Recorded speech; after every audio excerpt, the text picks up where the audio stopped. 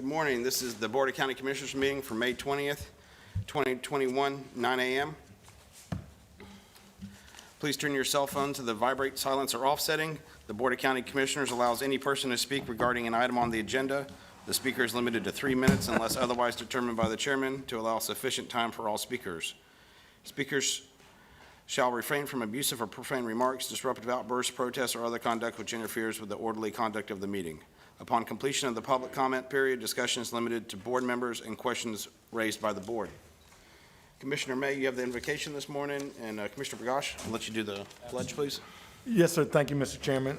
I'm delighted to introduce Minister Clinton Powell, a former employee of Escambia County, to do the invocation. Minister Powell.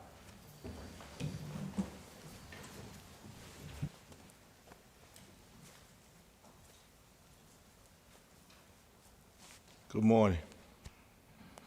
Let us bow our head and open our hearts.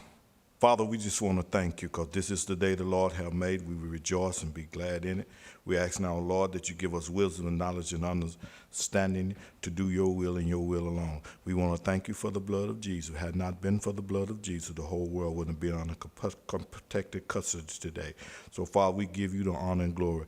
We ask that you give these men and women who are servants of you, Lord, to have a compassion heart and a leadership heart to do your will and your will on, to help those who are in need and help those who need you, Father. And we ask, Father, Lord God, that you take them and give them fresh anointing from the crown of their head to the sole of their feet. And everyone in this room that who have lost some loved ones along the way, we know, Lord, that you are our strength when we are weak, and we can look towards the hill where all our help come from, and our help come from thee. And we just want to say thank you, Lord. If we had 10 million tongues, we just couldn't thank you enough. But right now, we're going to give you the glory because you made us in your image and your likeness, and we're going to do your will and your will only. In Jesus' name we pray. Let every heart say amen, amen, and amen. Amen.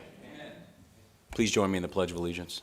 I pledge allegiance to the flag of the United States of America and to the republic for which it stands, one nation under God, indivisible, with liberty and justice for all.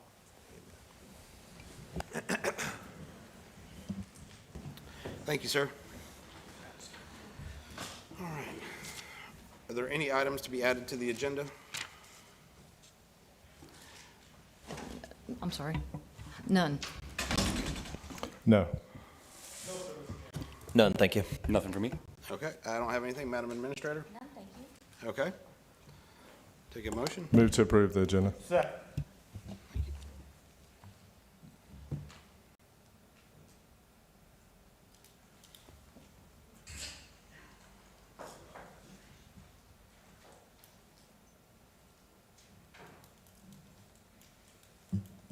Motion to approve the agenda passes 5-0. Commissioners Forum. Commissioner Berry? Thank you, Mr. Chairman. Very briefly, I want to congratulate Northview High baseball team, very young team, for making the state quarterfinals last week. They lost in Holmes County last Wednesday, and I think many of you follow North Escambia. The J softball team, obviously from Santa Rosa County, won that night. Holmes County hosted two quarterfinals. J1 made it to the semifinals and made it to the state championship, and lost by 1 run last night.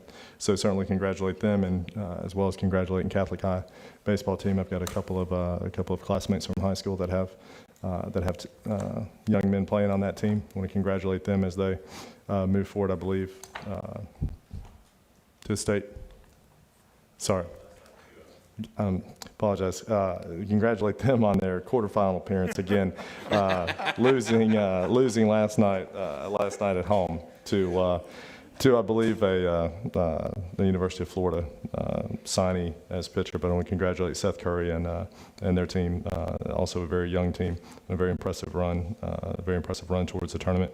And I want to thank Brandon Park Historic Society for awarding some scholarships over the last few days.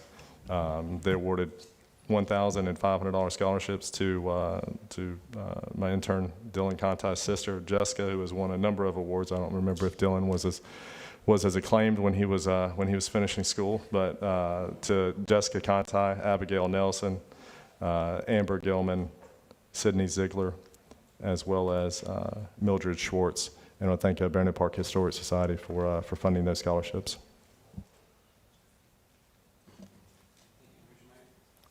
Thank you, Mr. Chairman.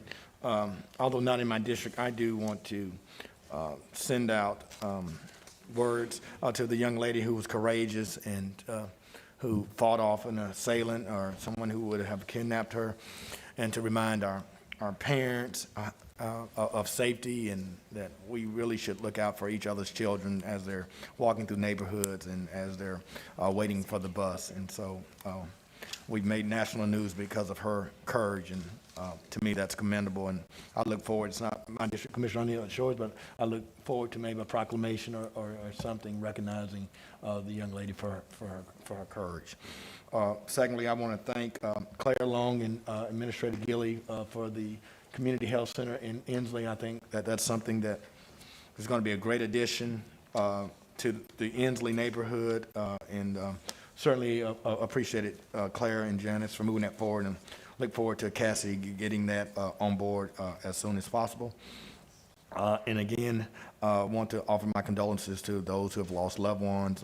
Unfortunately, we had a 2-year-old that we put to rest on last week because of senseless shootings that happen daily within particularly our inner city and urban core. So we want to continue to keep those families in our prayers. Thank you, Mr. Chairman. Thank you. Commissioner Berry? Thank you, Mr. Chairman. I apologize. I neglected the closest to home with Ashton Brosnahan being about 100 yards from our backyard. But three teams from the Gulf Coast Texans are headed to the Florida State Soccer Championships this weekend. There's 50 young ladies from Escambia County headed down to Tampa to play for a state championship in soccer, different levels of soccer. So certainly congratulate them as well.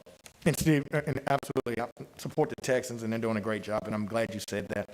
I do want to give a shout out to Southern Youth Sports and Star Athletics and the city of Pensacola Parks and Recs. We're 70 teams will be participating in a basketball tournament this weekend, many from outside of this area, and so it's been difficult to have any tournaments since COVID, and I think this is the first and the largest, particularly of indoor activities. And so all those volunteers, Ray Palmer and those who helped put this together, Pensacola Sports Association, and their support and making sure that we could market this and have the resources necessary. So we appreciate all the volunteers, and we look forward to a great weekend of youth basketball this week. Thank you, Mr. Chairman. Thank you. Commissioner Underhill? Thank you. Thank you, Commissioner, for bringing up the event that I think we've all seen on video. It is truly one of the unfortunate things about our government is that during our time, when we were that age, the government was telling us that if you're a victim of violence or a victim of sexual assault, to not fight back. I don't know how many may remember that, but that's what we were taught when we were young. This young lady in this video demonstrates what right looks like. So my hat's off to her parents who taught her to fight back, taught her to defend herself, and it should be an instructional video for every parent raising their children. Fight like hell, fight like your life depends on it, because quite frankly, your life does depend on it. There's nothing, it actually speaks to some of the things that one of our speakers in public forum said. There is no time when it is okay, or when you are, when there's no behavior that makes it okay for somebody else to lay hands on you at any time, whether it be physically or sexually, and you have a right, you have a responsibility to fight back with everything that you've got.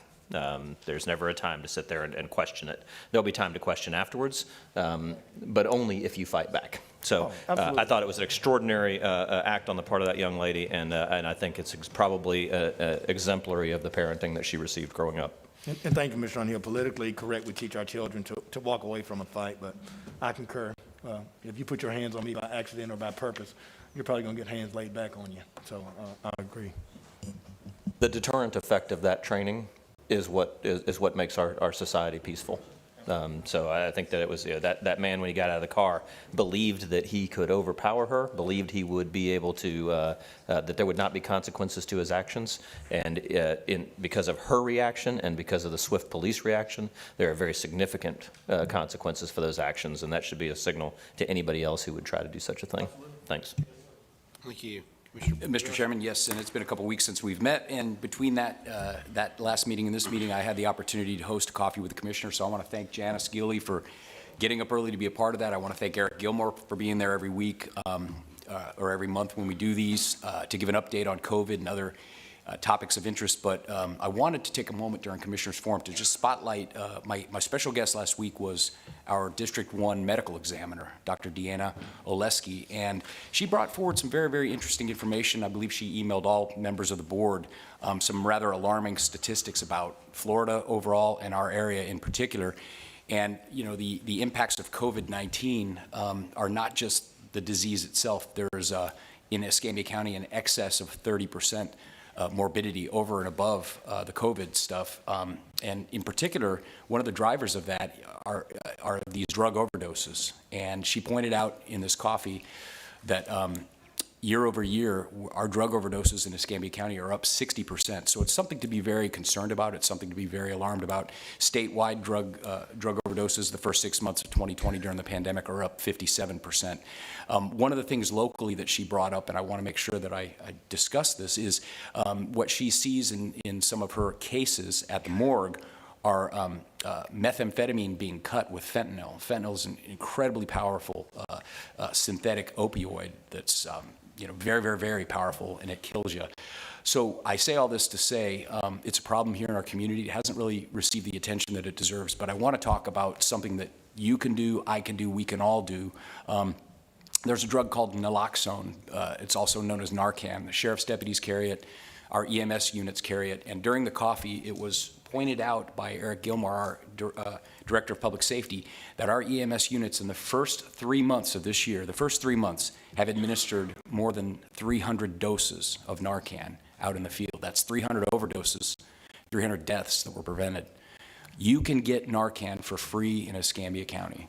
The Board of County Commissioners, in conjunction with the private sector, supports a community clinic called the Health and Hope Clinic. It is the only location between here and Walton County where citizens can get Narcan. Why do I say that? If you're out at a restaurant, if you're at a club, if you're somewhere on the weekends, if you have it in your glove box and someone is overdosing, you can save their life. It's a nasal spray, and it wakes people up, it saves lives. The Health and Hope Clinic has distributed more than 1,000 doses. If you call this number, 850-479-4456, tell them you want it. Keep some at your house, keep some in your glove box, keep in your desk. According to the medical examiner, she believes that this Narcan should be on the wall next to every AED. AEDs we use to save people from heart attacks. I bring this up because this is something that we can all do. And if someone is overdosing and convulsing, you spray it up their nose and it wakes them up. It works. It works so well that our EMS director has pointed out that in the field, they have gone out and found people overdosing, administered Narcan, and woke them up. And then those same people refuse treatment. They say, I'm good, I'm good, I'm good.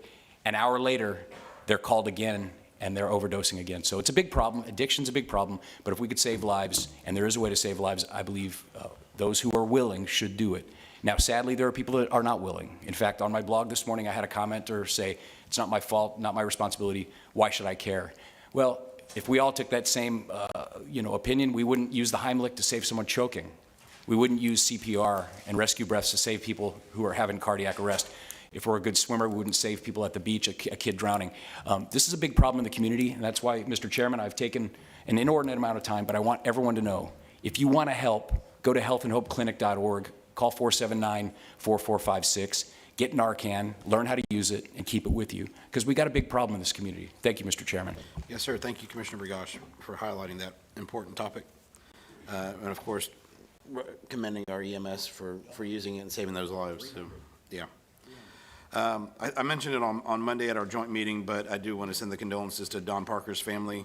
As I said, I think we've probably all had a chance to go on his talk show at one point, plus the service that he had to the community before doing that. And of course, our thoughts and prayers are with his family. Also, I wanted to thank Coast Guard Sector in Mobile for assistance with getting the National Park Service ferries up and running.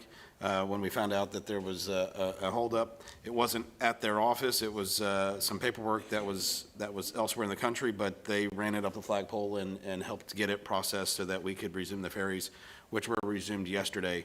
And they have expanded their hours during the week to offer more services. And then, Tanya, I know I mentioned it yesterday, but I did want to highlight your daughter that graduated boot camp a couple weeks ago. So thank you for your service, thank you for her service, and hope she's doing well. So thank you. Madam Administrator? Yes, I just have a couple of things. One of the things, and this would just be for point of personal privilege, last weekend I had the pleasure of attending the Sanford graduation, where my son and my future daughter-in-law, who gets married next weekend, both graduated in the top of their class. And at the same time, my current daughter-in-law, who graduated in December, was announced as the valedictorian and won the President's Cup. She is on her way to North Carolina State University. She got a double degree at Sanford in applied mathematics and physics, and she is going to get her doctorate, straight to her doctorate in mathematics, applied mathematics at North Carolina State University, a full ride, which is very good for a parent, a family. And then my youngest son and his fiance will be headed to the University of Kentucky, where he has a full ride there to do Latin and classics, and also be a teaching assistant for the next couple of years. So very proud parent after last weekend, and then, as of course I've mentioned to you all, next weekend another wedding within 6 months. So we've expanded our family considerably, and I think they have good brain trust as well. So I'm very, and they all, have been living here, so I appreciate that. On other notes, there's a passing of a torch that we're going to announce today. Cindy Pennington is here. She is passing her torch. I met with she and Tony Sema and Mike yesterday, and Mr. Sema says that Cindy has finally decided to retire after, I believe, 36 years. Yes. And the company has decided to pass the torch to Michael, and we have no reason to object to that. And so she's here today. I don't know that she would make any comments, but I did want to mention that and let you all know there'll probably be a celebration later this year. She's not leaving today. She's going to give a 3-month transition at least, and so you will see her at events. The good news is they have bookings that are increasing, and especially with the 100%, and there's actually some concerts that are looking to be here in August that I'm sure she and Michael will be able to announce later. So things are going better at the Civic Center since, there's been an opportunity for them to have more people come and present. Come into the 100% attendance. I would also mention to you all that Zanani Johnson, who is in our office, has some amazing opportunities, and she will be heading to graduate school and law school back in Tallahassee, and so she'll be leaving at the end of June, and she has some other amazing announcements to make, but we will have to wait until the appropriate time to make those announcements. So we will miss Zanani. I wanted to mention to you all that, we've talked about this. There's a national crisis. I wouldn't say international. I haven't paid attention to the other countries, but we currently have approximately 318 positions available at the county. So as we've continued to mention to you, our staff that we currently have, they're doing everything that they can to keep up with the services that we currently provide. But as you know, we're wearing some of them out. And so, our goal is to continue to try and do as much recruitment as we can. You know that we did the firefighter campaign across the Southeast, and we had a lot of attention in terms of looking at that in other states. But I believe Chief Williams told me we're still only, I think, one applicant. So, we are doing our best to continue with this manpower shortage that we have, not only in our community, but also across the country. But I'm asking for your patience, as some of the services may have to be pared back and may have to be modified. And we've talked with the directors about what some of those look like, and we will provide them to you as soon as we know specifically what those are. But I just share with you that 318 positions is a lot of positions to have available. When you speak with other companies that do staffing and things like that, they have several hundred positions that they are advertising. So this isn't just our issue. It's, like I said, a nationwide issue. The other thing I would mention is we did apply for the America Rescue Plan Act. I applied for that. They said we should hear something within 4 or 5 days, so I'm hoping that we'll have, definitive word tomorrow as to whether or not, or when we'll get the funding in. Is that the 61.3 that we have already counted on? Yeah, well, yes, but we just haven't gotten it in the bank, so I'm trying to Well, get it in the bank. Okay, that sounded kind of ominous to me, but it's coming. No, It's I coming, just, right? well, we've applied for it, and so, I'm not writing the check. That's the only reason why I'm hesitant to tell you. So as soon as we get it in the bank, I'll let you know. But we have been going through the Treasury guidelines so that you can see, so that we can give you a report as to what the eligible uses are for those funds. It's a considerable amount of guidance from Treasury. Jeff, it's not new money, it's money that we already thought we were coming, so, I mean, Yeah. I'd rather it be new money, but. Yeah. But yeah, we still need to get the 61. Well, we would only get half. We would only get half For- this year, Right. correct? And then no earlier than a year from now, the second half would come. Yeah. Yep. But there are restrictions on those funds and the way you would also have to report them. So we'll share with you that. Yeah. All right? All right, Thank you. thank you. Mr. Chairman, Yes, sir. Cindy, what a great surprise, but you've done, as a little kid, I watched you run the Civic Center, and it's been a pleasure working with you. So we wish you well in your future endeavors, and I'm sure when the Sun Belt Tournament comes, we'll be depending on your expertise. So congratulations on retirement. Never die in office. Yeah, I was gonna say, we're gonna have Greg try to get her up. He tried a couple times the other day, so maybe, okay. Yeah, I'd love to hear from you, Cindy, if you had something to say, but that's great. All right, there we go. All right. Now you can go ahead and say all those things you've been wanting to say. She's gotta wait 3 months. It's been a decision long in the making. 4 or 5 years ago, I started looking towards the future with my family, my husband, and, what is life beyond retirement and when does that come? And I probably would have done it in 2020, but once the Sun Belt thing started rolling, I got very excited and caught up in that, and I wanted to be a part of that. So I have experienced that and been a part of that and very thankful for that. Some things have happened earlier this year personally with my family. So it just made me pause and take a look at my life and what would it be like not to work nights and weekends and be on call 24/7. So after discussion with family and some very close friends, I made the decision, talked with my boss about it, and it kind of seems sudden, but it's not. It's been about 2.5 months in the works, some things negotiating and talking about and how things were going to happen. So my last day as GM will be May 31st. Michael will take over June 1st. I will stay on for 3 months as a consultant, helping Michael through the transition, working through and getting promoters told, those kind of things. But it's been a privilege and an honor to work at that venue for 36 years. Believe it or not, I was at the groundbreaking, not knowing that I'd ever work there. Didn't even cross my mind. I was just excited we wouldn't have to go to Mobile anymore for concerts. I landed a job, and 5 years later we had a party. I'm like, gosh, I've been here 5 years already. We had another big celebration at 10 years, and it grew. It became something that I wanted to learn more and more about, and I've worked in almost every department there. I love that building a lot, and I'm sure that shows sometimes, maybe too much. But it's been 36 years of my life, and I'm very proud of that building, but very proud of a lot of the things that we've done. There have been a lot of good times and some not so good times, but the better times far outweigh the bad times. So thank you to Escambia County and all the commissioners, all the administrators over the years that we've worked with. Again, I'm very appreciative, and thank you that I've had this opportunity. So. Well, thank you, Cindy. I'm glad the Ice Flyers were able to give you a championship on your way out the door. Yeah, number 4. And of course, everything that you've done. I know that, of course, most of us go to enjoy the events there, and so the dedication to the structure, and so you will be missed, but I also know it'll be in good hands with Michael. Yeah, So you will. and also glad, and really, thank you for your help with Sunbelt.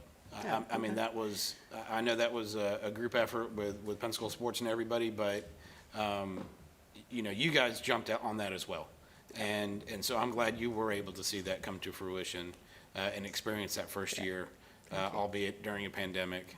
And I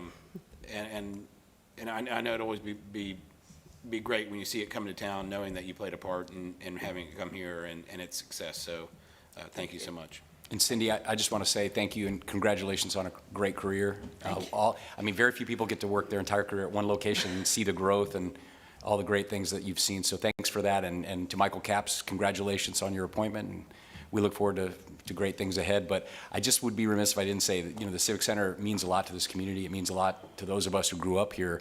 I was there at the very first high school graduation that you had there when my brother graduated from PHS. And then the next year I graduated. So the very first concert you held, I was there.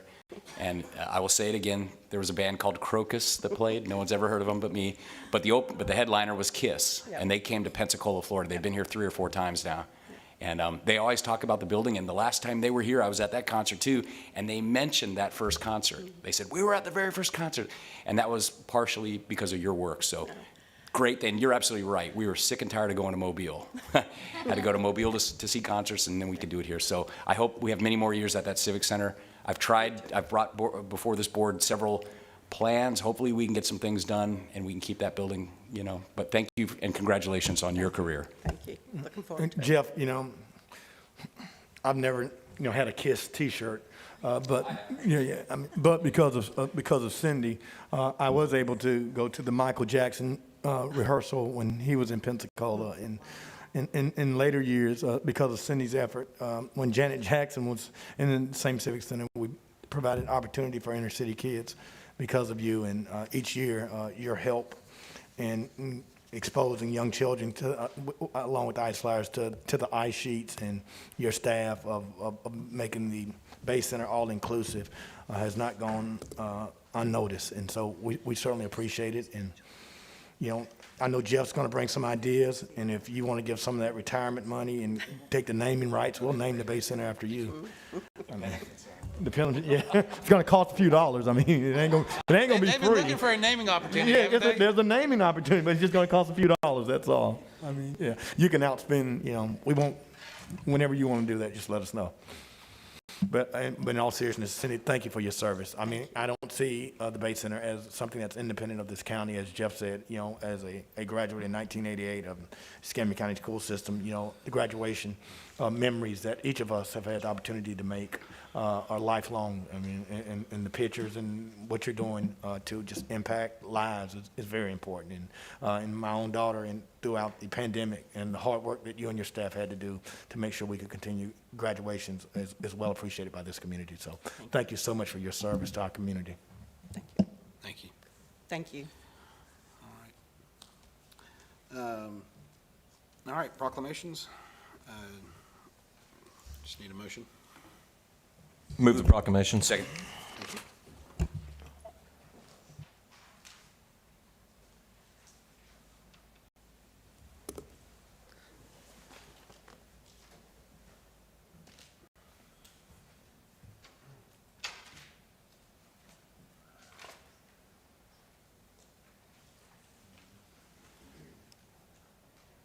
Lemon, you get it?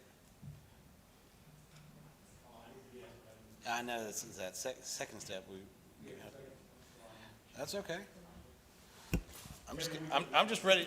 I'm just ready to present this. So we good? Okay. Pass 5-0.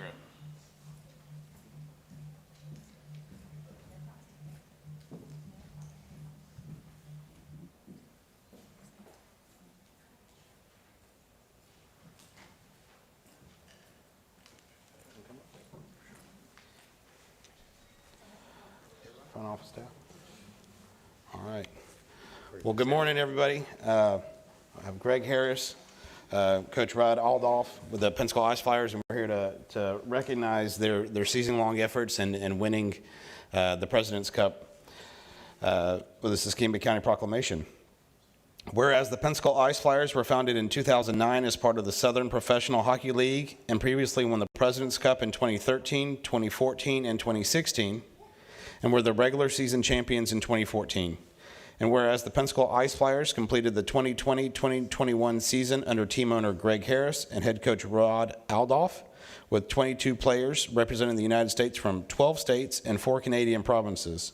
And whereas on December 30th, 2020, the Pensacola Flyers held their 2020-2021 home opener at the Pensacola Bay Center, their 12th straight season of playing hockey at the Pensacola Bay Center after canceling the 2019-2020 season on March 15th, 2020 due to the COVID-19 pandemic. And whereas the Pensacola Ice Flyers provided live indoor sporting events through the pandemic, helping to create a safe environment for their fans and the citizens of Escambia County who had an elevated experience with the upgrades, including the video scoreboard. And I forgot to ask the players how they enjoyed the new locker room. I think they, all right, yeah, okay. Despite a delayed and shortened season, the Pensacola Ice Flyers endured multiple postponed games but completed all 42 games with 18 wins, 18 losses, 2 games lost in overtime, and 4 shootout losses. And whereas the road to the championship started on May 7th, 2021, when the 3rd seed Pensacola Ice Flyers knocked off 2nd seed Knoxville Ice Bears to advance to their 5th Southern Professional Hockey League President's Cup Championship to face the top seed Macon Mayhem, who finished their regular season 32-6-2-2. And I think as we talked the other night, this was the best record that's ever, the best percentage that they did, so top team. Whereas on May 14th, 2021, the Pensacola Ice Flyers faced the Macon Mayhem in Pensacola, winning game 1, 4-2. On Saturday, May 15th, 2021, the Pensacola Ice Flyers defeated the Macon Mayhem 4-1 on Macon's home ice, going undefeated in the playoffs to win the Southern Professional Hockey League President's Cup and bringing home their 4th championship in just 9 seasons. And whereas the Pensacola Ice Flyers now match the Knoxville Ice Bears for the most titles in league history. Now therefore be it proclaimed that the Board of County Commissioners of Escambia County, Florida proclaims the week of May 15 to 21, 2021 as Champions Week in Escambia County, commending and congratulating the owner, coaches, players, and staff of the Pensacola Ice Flyers on the remarkable season, and ask the citizens of Escambia County to show their appreciation of the Pensacola Ice Flyers organization for winning their 4th Southern Professional Hockey League championship. Board of County Commissioners, Escambia County, Florida, Robert Bender, Chairman, District 4, Jeff Bergosh, Vice Chairman, District 1, Douglas Underhill, District 2, Lumen May, District 3, Stephen Berry, District 4. So Greg, I also want to just mention the pleasure we have working with you as an owner. As I said the other night, one of the first meetings we had was talking about the scoreboard. I appreciate your assistance in getting that done, as it's a big improvement to the Bay Center for all the events that we have there. And so thank you for having your team here and being part of our community, and congratulations on winning your 4th President's Cup. Thank you.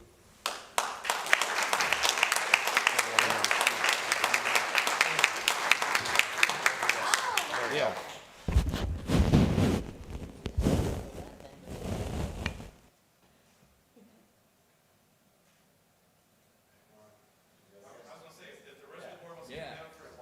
Trophy. I was going to say, I'm going to put down the proclamation. Let's hold the trophy.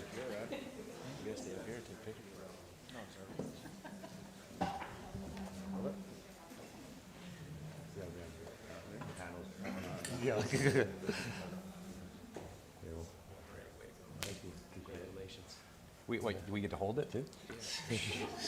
That doesn't seem fair. Here, let the coach hold it. Let the owner hold it. There we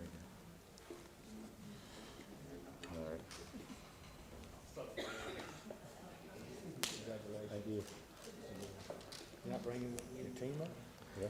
All right, come back up. Coach, come on. Coach, come back up. Yeah. Jump in. Way to go. Brandon, get in here.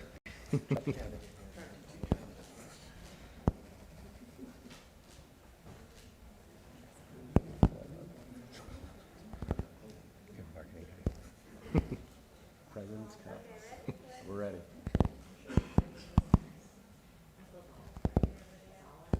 All right. Thank you. Way to go. All right, I'm going to hand that back to you there. You get to keep it all year, or do you got to send it back? Do you get to keep that, or do you get to send it back? All year? All year. Enjoy it.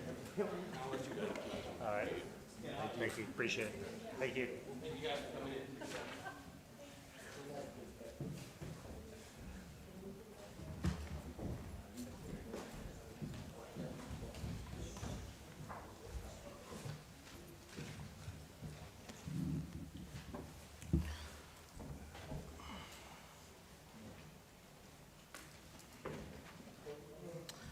Okay, written communication. We have a speaker on the second, second item. Mr. Chairman, we don't have any speakers, do we? No, sir, not on the first item. Okay. Board, I would ask that the gentleman, the applicant, is not here for medical reasons, and this is something that I'm intimately familiar with and have dealt with for 5 or 6 years. I would ask that we grant the relief requested. Second. Okay. Please vote.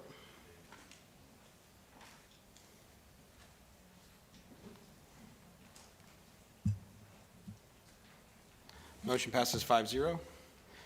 Second item, we have a speaker. You want to hear from the speaker? Absolutely. Shawanda Poindexter.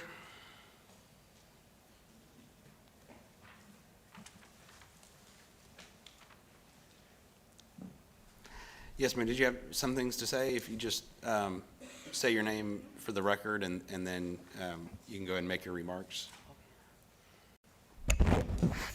My name is Shawanda Poindexter. I'm here about the property at 511 East Hecker Road in Century. The county had came up, I guess, with determined a price of $9,000. If I'm trying to remember, $9,650 some dollars and 1 cent. And I'm asking for you guys to please vote yes to give me time to pay this so me and my siblings can redeem the property, please. Yes, ma'am. So that's what I'm Board, I don't know if you're all, requesting. I'm sure you're all familiar with this based on our meetings. Madam Attorney, did you want to make some remarks? Or just, If the board this has is a policy that we have in place that allows If the board us- has questions. Yeah. Mr. Chairman, I can. So recently, the board voted to, there was some property that is ceded to the county. The board voted to evict someone that was living on the property. When that action was taken, it kind of brought the issue to the light of not just the resident, but as well as some of the family, I believe. And there's a clear defined process through statute that they have the ability to basically square up what was owed. And I would just ask that the board support the statutory allowances that are in place and grant the request for the time to be able to square it up. I know the board has no intent of evicting people from property if they're willing to catch everything up. Second. Okay. I'll Thank take you. that as a motion, yes. Please vote.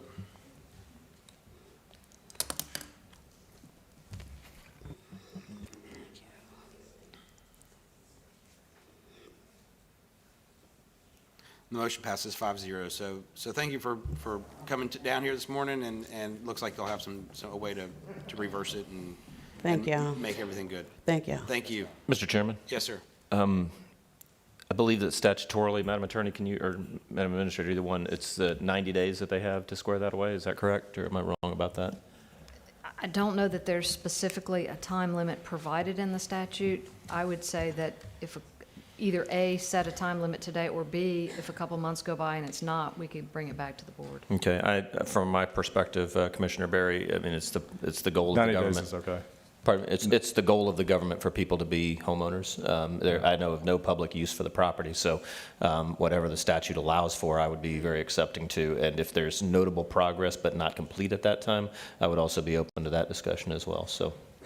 Okay, we'll leave the action as it is then and just address it as it goes. Yeah. Yep, sounds good. Okay, thank you. Did the clerk's office receive the proofs of publication for the public hearings? Mr. Chairman, the clerk's office has received all proofs. Thank you. Move that we waive the reading. All right, we'll do Jeff will second that one. How about that? Okay. Whatever moves the ball forward. I just-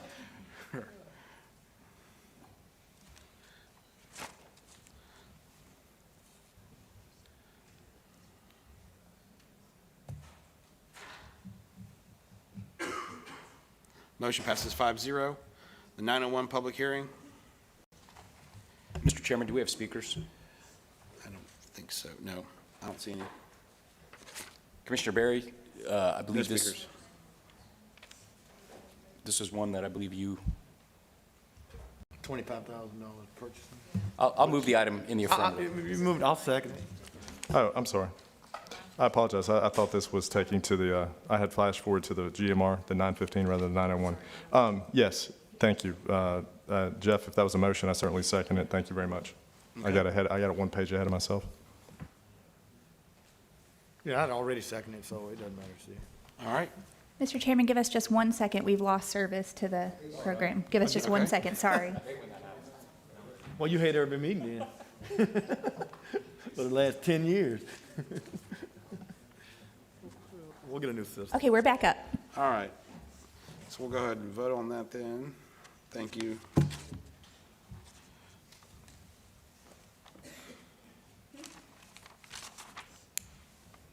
That was quick. The motion passes 4-1 with Commissioner Underhill in dissent.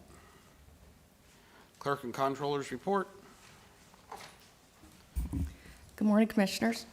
We have 3 routine items on the consent agenda. Move the clerk's report. Second.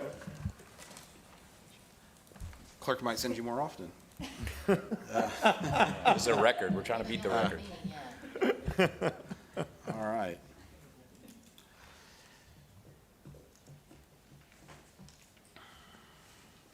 Motion passes 5-0. GMR 915, we do have a speaker. Yes, sir. This is the first of the 2 public hearings concerning the tiny home proposed Okay. ordinance. Meredith First of Crawford? 2. Mr. Chairman, before she comes, Horace, I just want clarification. Yes, sir.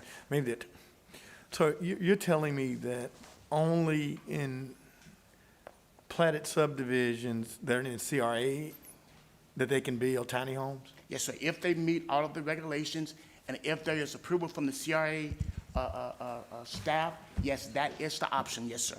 Well, for me, Horace, it's problematic. Yes, sir. It's very problematic, and that's why we had this discussion. So if it's good enough to put in urban core, inner city, poor neighborhood, minority neighborhoods, and if it's such a great idea, it ought to be able to put anywhere. Yes, sir.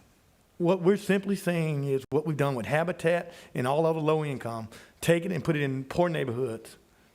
And I mean, I adamantly oppose it.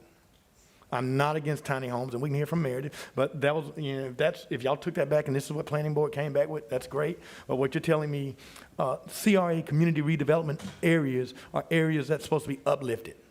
And we're supposed to infill it with improvements, not take it and put a bunch of projects in low income and tiny homes. I mean, I'm not against tiny homes. I'm certainly against putting them only in. That's discriminatory to me. I mean, and that's targeted to me. And that's a bad ordinance, it's a bad law, it's a bad rule. So, I mean, I can hear from Meredith, but quite frankly, I'm disappointed in the way that this came back to this board. Yes, sir.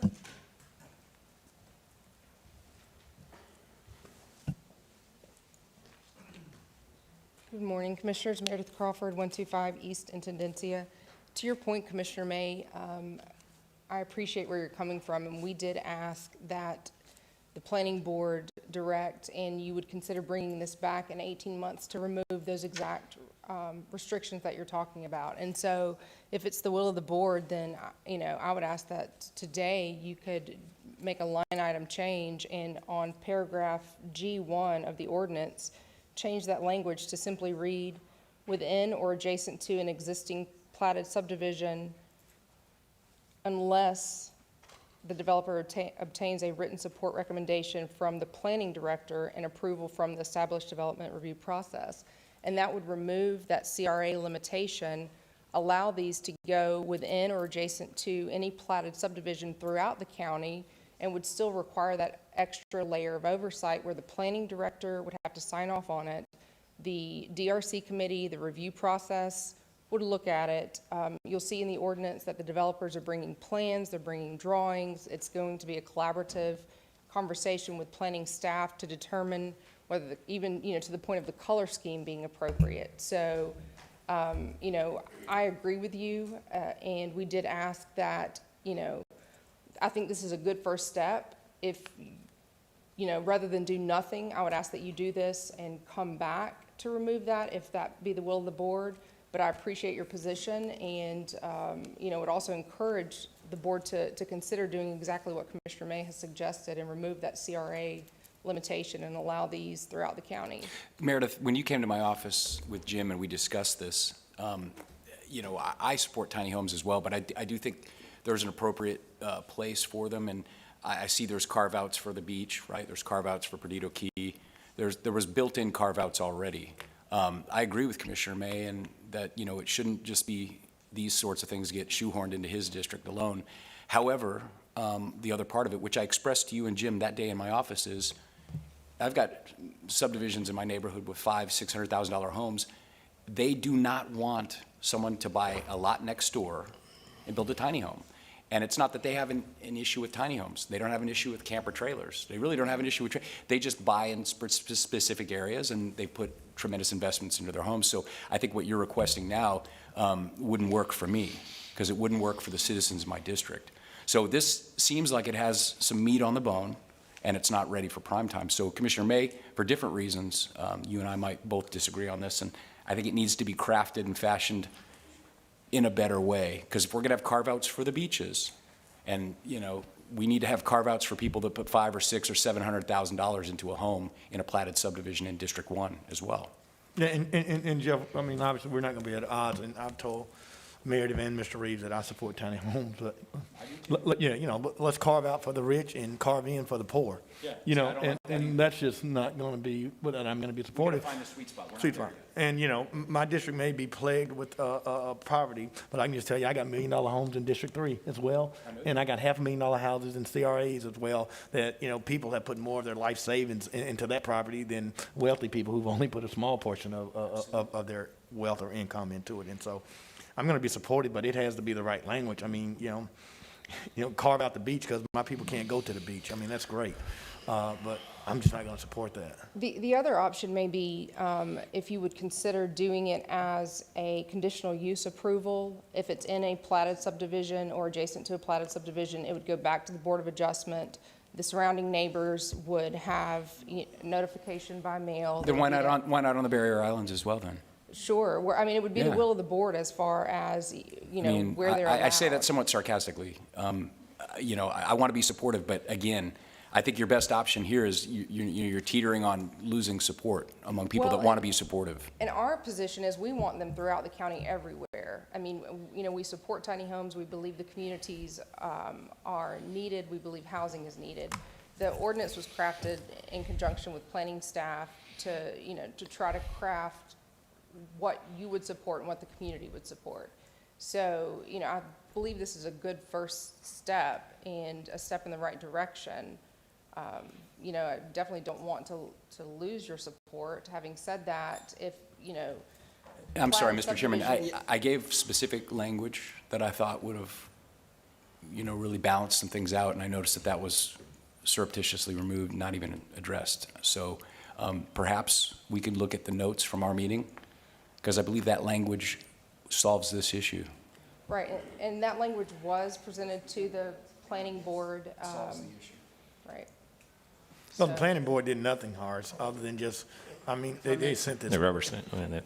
If I may, the planning board, they did look at all of the language. They look at the language for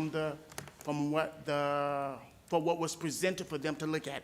Again, they thought that it was a little too vague, it was a little too broad at that time. So therefore, the following language that came up, and then they said, well, there is an option. There's an option if the board so wishes. Horace, I'm not going to cut you off, but I don't give a rip Van Winkle what the planning board said. I care about what the staff puts it together, because nobody in the CRA votes for one person on the CRA. You know, that's why you had segregation, because that water cooler was good for somebody else. What's good for the goose is good for the gander. Yes, sir. And that's just the bottom line. What we're going to do is we're going to carve out. That's not a representative democracy. Yes, sir. So if you want to take I mean, it back, that's incorrect. we'll do. It's the same thing with the Habitat. Let me donate some money to Habitat. I love them. They're great. Well, you should be grateful for these houses. Just don't want it in my neighborhood. You know, that's exactly how it operates. Yes, sir. And every citizen, they pay the same amount of sales tax when they buy a Coca-Cola. And so don't say that you're going to just put it in targeted areas. You know, I'm dealing with Monarch. You know what? The zoning allowed for it. It might have not been practical. And so, you know, just make it fair for all citizens. Yes, sir. I mean, we start doing all these carve-outs for particular people or particular groups. That's wrong. That's fundamentally wrong, in my opinion. And so, I mean, I respect the planning board and their positions, but they're not ones that are being voted, and I'm not going to pass it back to the planning board.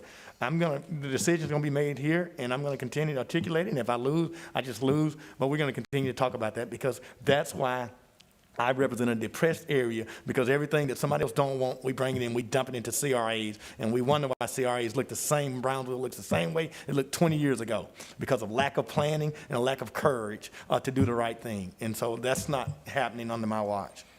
And so I'm all in for tiny homes. And Meredith, I think we're on the same page with it.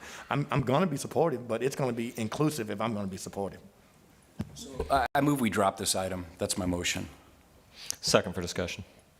Okay, go ahead. Thank you, Mr. Chairman. Pretty much ditto on much of what you've heard here.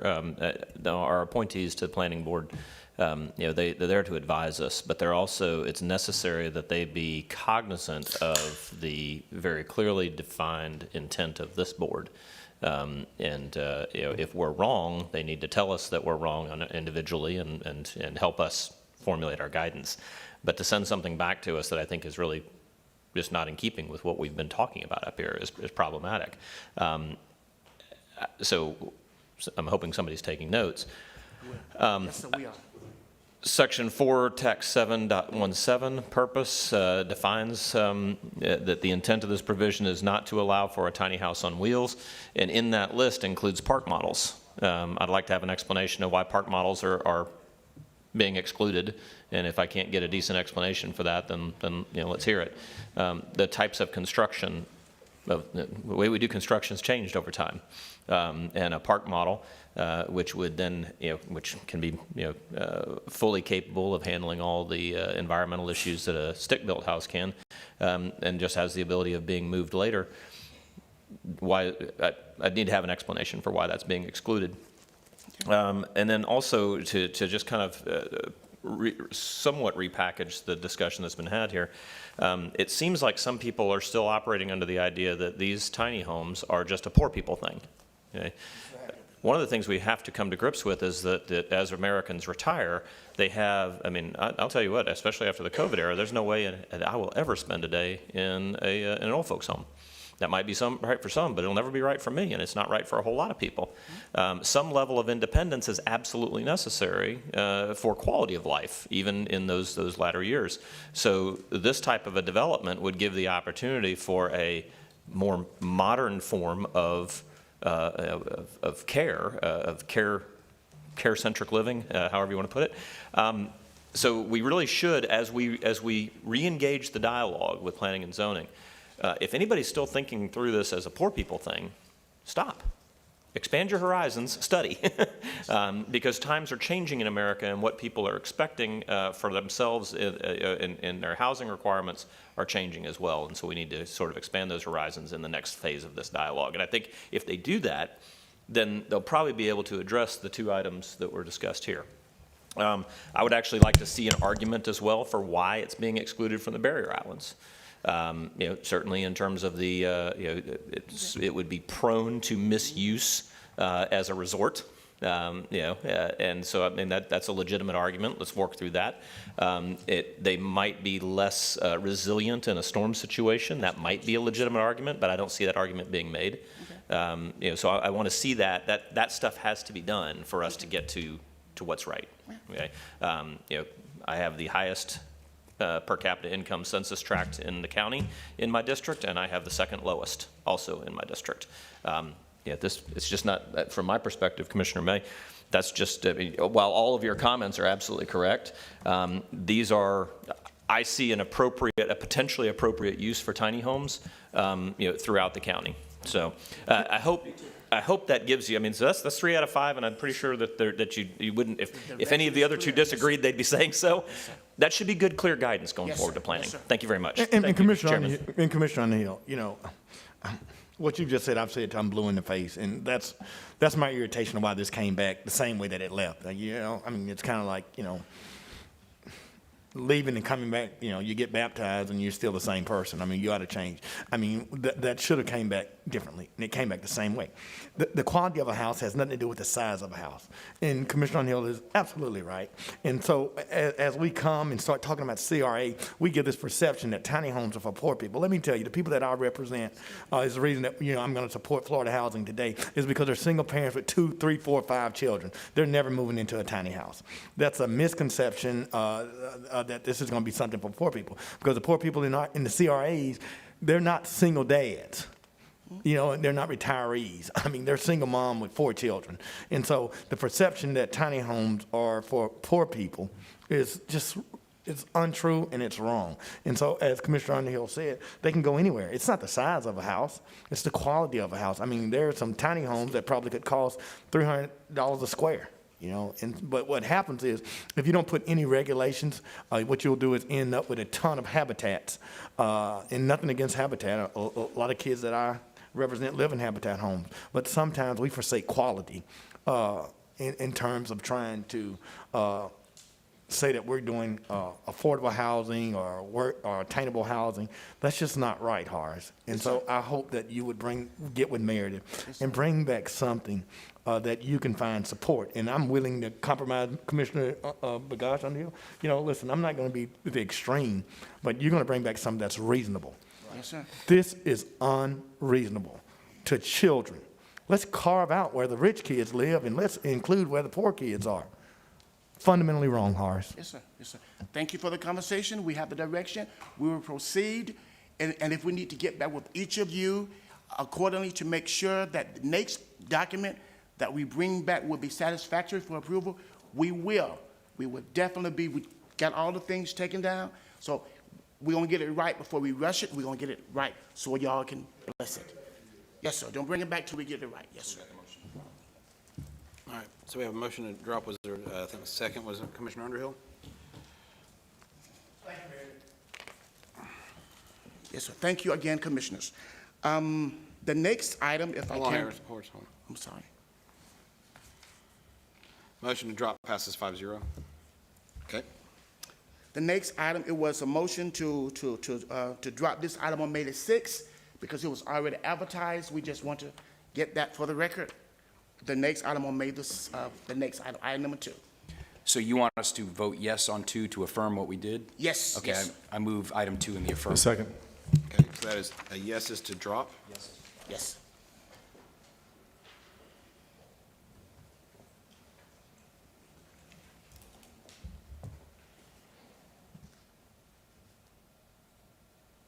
Motion passes 5-0. Item number 3 is the 917. This is to review and adopt. This serves as the second of the 2 public hearings for the AR future land use category for rural development within the comprehensive plan, the final adoption hearing. Thank you, Mr. Chairman. Do we have any speakers? No, sir, we don't. All right, thank you. I move the 917 in the affirmative. Second. Okay, please vote.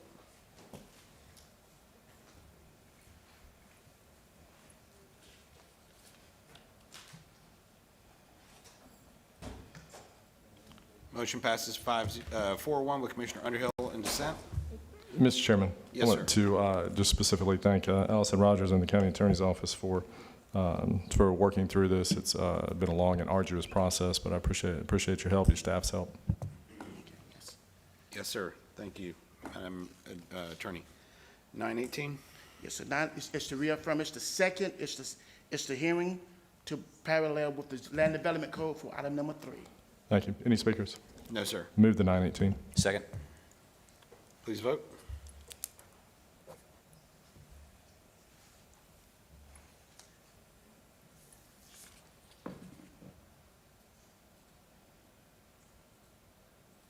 Motion passes 4-1 with Commissioner Underhill in dissent. So there are some corrections to our consent agenda for June the 3rd for the 545. We need to get a motion to drop this one until we can come back. This is the tiny home second one, but we can drop this. So move. Second. All right, please vote. No, aren't we also dropping B, C, and D? Oh, yeah. We dropping all of them? Yep. Yeah, So we're, yeah. Yeah. My motion Oh, Yep, second stands. Okay, yep. Yep. Correct. good, thank you. Okay, so motion to drop A, B, C, and D. Thank you, Janice, for taking care of that. Appreciate that. And regarding that, my understanding is, as that passes 5-0, that DPZ is close to meeting our need, but staff and others would like additional time to review before we Yes, take sir. it up. So Before we send it to the state. So Absolutely. from just letting them know that things are still progressing there, but we just feel we need time to review those. I do think there's an interest for it to still go to the planning board On next the- week. yeah. Yeah, and I think it should. Yeah. Okay. Absolutely. But my thing, gentlemen, and thank you for the support on that, is, I want DPZ to finish their work as soon as possible, turn it over to us, have the planning board make recommendations, and then this board take that for action. I don't want to be on the concurrent track and lock ourselves into some future land use that may not necessarily work, right? Well, So yeah, there's I that. think, yeah, important to have staff be able to review and give us time to review, give all parties a time to review, so. Okay, county administrators report. Thank you, Horace. Car 1, we do not have any speakers. Madam Administrator, do you have anything? There are 11 items on the technical public service consent agenda. Car 1-7 will be moving to Car 3 for discussion, specifically for the outside employment form and to acknowledge the recruitment incentive pay. And then on Car 1-8, I've spoken with Delana, and what we can do is, we just would like to have an amended motion for D.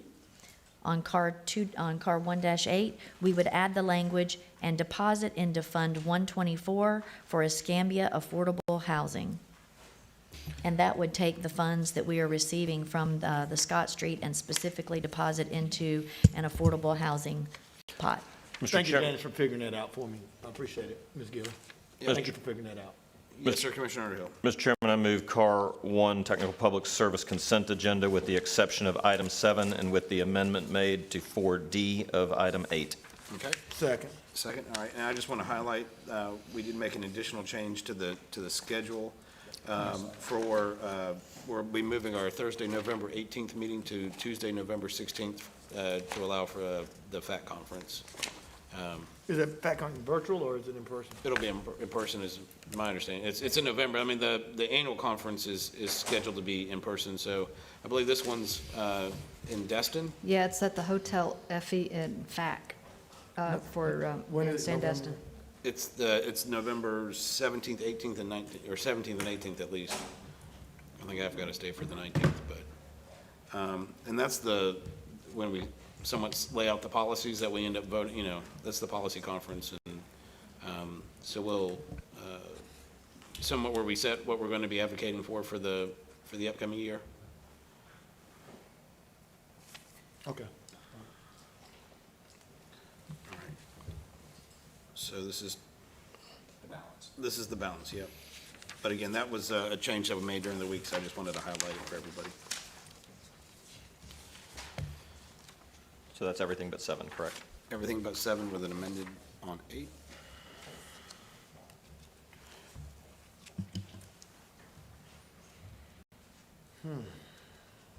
Motion passes 5-0. We'll take 7 up in car 3. All right, car 1-2, I'm sorry, car 2. We need to hold 1. So we just dropped 7, right? Is that what we did? We moved it to discussion. I think we're dropping part of it. We want to take up maybe part, but we'll discuss it. Car 2-1, 4, 7, 15, we need to hold for speakers. Move the balance. Second. Mr. Chairman, Yes, sir. can we also hold 3 for discussion, as well as 3, 10, Okay. 3 And 8 10. as well. Okay, move the balance. Second stands. and, I'm sorry, was 15 in your list for It was speakers? for a speaker, yes, sir. Okay, thank you. All right, move the balance. Second stands. Okay, please vote.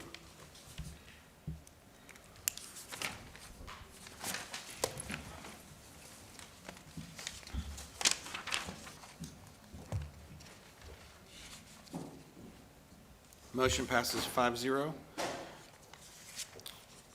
First one for car 2-1, we have a speaker, Richard Grimes.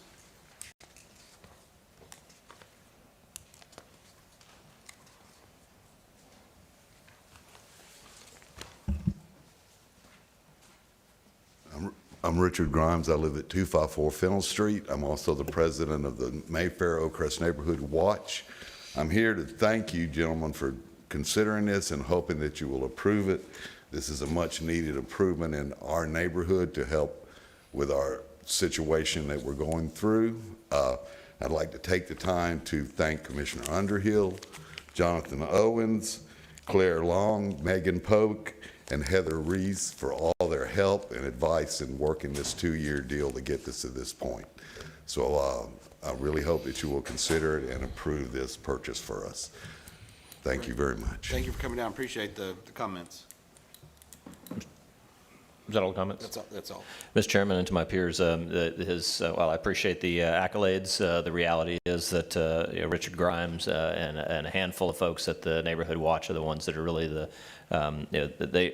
all of the good progress that has happened in Mayfair of late comes from them. They're the eyes and the ears on the ground. They tell us when we need to elevate a canopy or mow this or clean that up. Richard, it says a lot for your love for your community that you're willing to put in the kind of effort it took.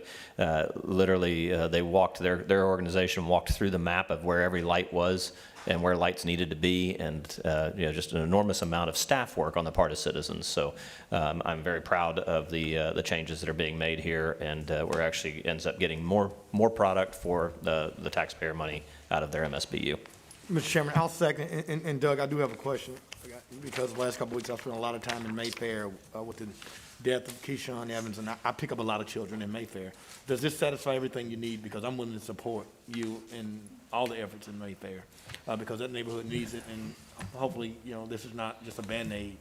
It's really gonna make a difference in Mayfair, and if not, I'm willing to support putting more money there to get what you need in Mayfair, because I really think that it's one of the most diverse neighborhoods, and it just needs attention. And I have a lot of young people that participate in my program that live in Mayfair. And Yeah. so I drive there at night, and the lighting is needed. And there have been a lot of shootings and killings. People love to say District 3 is where it all happens, but it doesn't just happen in District 3. Yeah, So I think the only people that talk like that are people who spend all their time in their own house and not out in the community. But also, one of the things about Mayfair, though, I mean, that's a lot like how I grew up. I mean, that's a lot closer to my roots than where my children live now.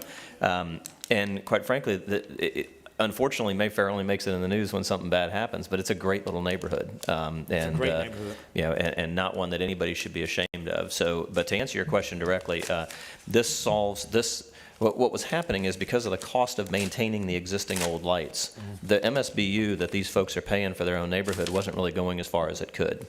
The LEDs are so much less expensive, so now more of their tax money is going to new lights and less going to the actual maintaining. So if you think about what we did with that MSBU is we sort of chained these folks to a very expensive lighting system. And it takes cash out of pocket to upgrade to the new ones. Now, as soon as LEDs came out, I changed all the lights in my house to LEDs, and they pay for themselves within a year or two.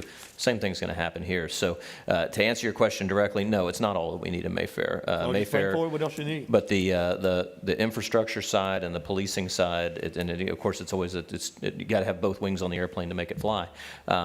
And I think that the changes now, we have additional cleanup crews working. And my focus for them is going to be actually in the lower income neighborhoods. I mean, Beach Haven and Mayfair are my first targets for that. Because those are the ones that need the help the most. So I appreciate the compliment. I appreciate the comment, and you didn't really even have to say it because your actions for the last 6 years have shown you demonstrated that. So, as we get this done and look at the next step, I know that I can count on you to continue that support. Appreciate it. And Commissioner Underhill, we'll say that you made that motion. And I'll second it. And just clarification. Chairman Bender, may I? No, ma'am, you may not. We have a motion and a second. Please vote. Let's see, you signed up after we had already started discussion, if you signed up. I didn't sign up at all, but you used to allow that, Chairman Bender. I have not allowed that yet. I mean, you need to sign up, you signed up for everything else. Motion passes 5-0. It also says at the beginning of the meeting that if, once the board starts discussion, we won't have public speakers.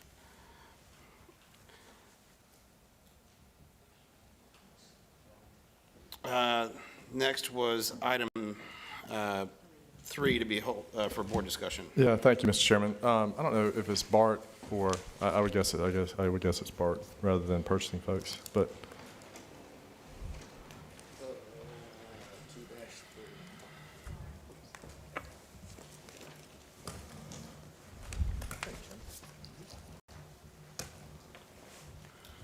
Hey, good morning, buddy. Hey, and so this is the two sets of hardware purchases, the 2 POs. And I don't have any issue with PC Specialists, the TIG group or whatever. And clearly, we're buying off a cooperative purchasing contract, off the NASPO contract. But at least in the backup, it would be helpful if we can reference, it's clear, it's legal, we can buy off the purchasing contract, but we need to be referencing some of the other purchasing contracts or other quotes that were, that were procured from other vendors. I mean, this specifically is just some hardware. I presume it's because it's not, it's not company-specific hardware. I presume it could have been procured from a number of different vendors. So if we could reference, whether it's a DMS contract or another purchasing contract, something that shows that even though we're buying off this purchasing contract, this is why this is the most efficient use for the money. Clearly, it's legal. That's not what I'm saying. But in the backup, if we could reference, quotes that we had gotten from somebody else or one of the other purchasing contracts that made it so that we bought off of this purchasing contract. Okay. All right. And we do that, just so you'll know, we do check. All the vendors, what I do, even on the state contracts, what I ask them to do is look at all cooperative agreements out there and get us the best price off of that. So I'll just start referencing that in there where they can give us the different programs they looked at, and then that way we get, show that we're getting the lowest price. Okay, thank you. Mr. So Chairman. this is the lowest price? Well, I mean, so Yes, sir. you had 3 quotes on this, and this was the lowest bid? We didn't quote it out because we're buying off of cooperative agreements, and it's a state contract. And in this case, the state contract, this cooperative agreement was what we did. But we also compare against different cooperative agreements all across the United States. I mean, some of them we buy from are they come out of Arizona or wherever it is, but we do compare. I have them go and look at every price quote that they can get or they can purchase off of and give us the lowest priced contract. So you feel good this was the lowest price we could Yes, sir. have gotten? Yes, sir. Okay. Anything else, Commissioner Berry? Yeah, I moved the item in the affirmative, and if we could just reference that in the backup, then there wouldn't be, any reason for a question. Thank you. Yes, sir. We'll do it.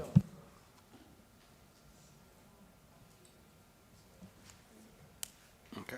Yeah, I mean, I just, just for the record, then Sean Fletcher's no longer here. And so that's what's in the backup. But on bill to the Escambia County Board of Commissioners, Sean Fletcher. Maybe he's a consultant now for this. No, I've got to get them to change that off that quote. I'll do that. Yeah. Well, Didn't catch if he's that. been gone a year, he can be a consultant. I hear you.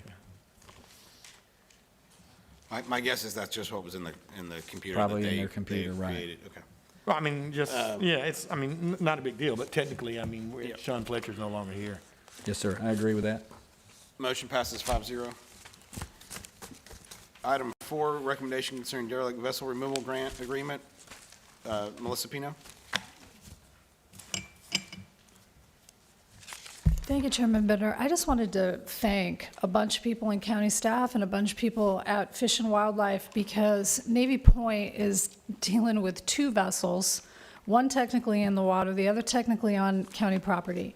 And between Robert Bender and Tim Day and their patient explanations over and over of all of the intricacies of these laws, also, really nice conversation with Officer Sean Long at Fish and Wildlife, who is the person who's handling the guy who's got the sailboat next to the oyster piles, and he claims he's going to stay because he kind of likes it there. It's a nice spot, he says. They're doing everything they can. Also, Captain Glover and Lieutenant Lambert have been very helpful. And we had a bunch of people from Navy Point come to the Marine Advisory Committee, and I think that there are a whole lot more people in the community that are aware now of how difficult and Byzantine these regulations are for county staff to work with. I finally, after all these years, have a clear understanding of what the county laws are, what the Fish and Wildlife, what the state laws are, and I think that everybody in Navy Point was really grateful for the attention that the county and Fish and Wildlife is giving to them. And at the meeting, I asked that the Navy Point people coordinate with Clint Rutherford, who is a fantastic guy, and Commissioner Underhill, one of his representatives in District 2. And I know that he's talking with Fish and Wildlife also to move things along. So it was just a lot of hours burned for the staff of both agencies, but it wasn't burned for nothing, because at least in our neighborhood, there's a much firmer collective understanding of how that process works. Thanks. Great, thank you. Is that the last speaker? Yeah, it is. Move the item in the affirmative. Second by Commissioner May. Please vote.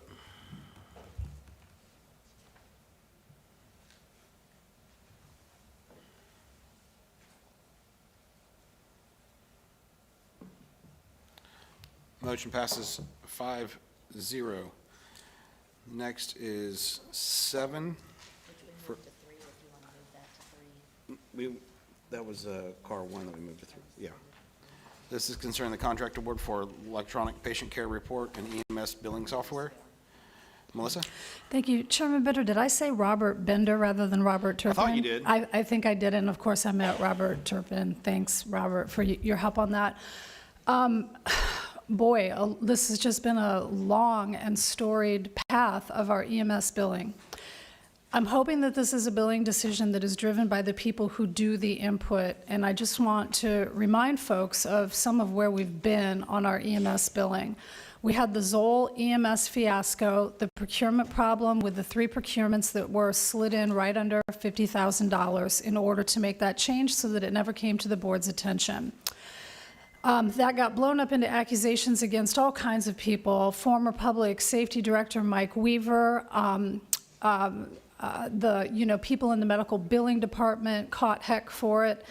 It resulted in an outside investigation conducted by, I believe, Sergeant Jerry Champion, if I'm remembering right, and his ultimate conclusion was that no one was at fault for that other than a past procurement officer of Escambia County.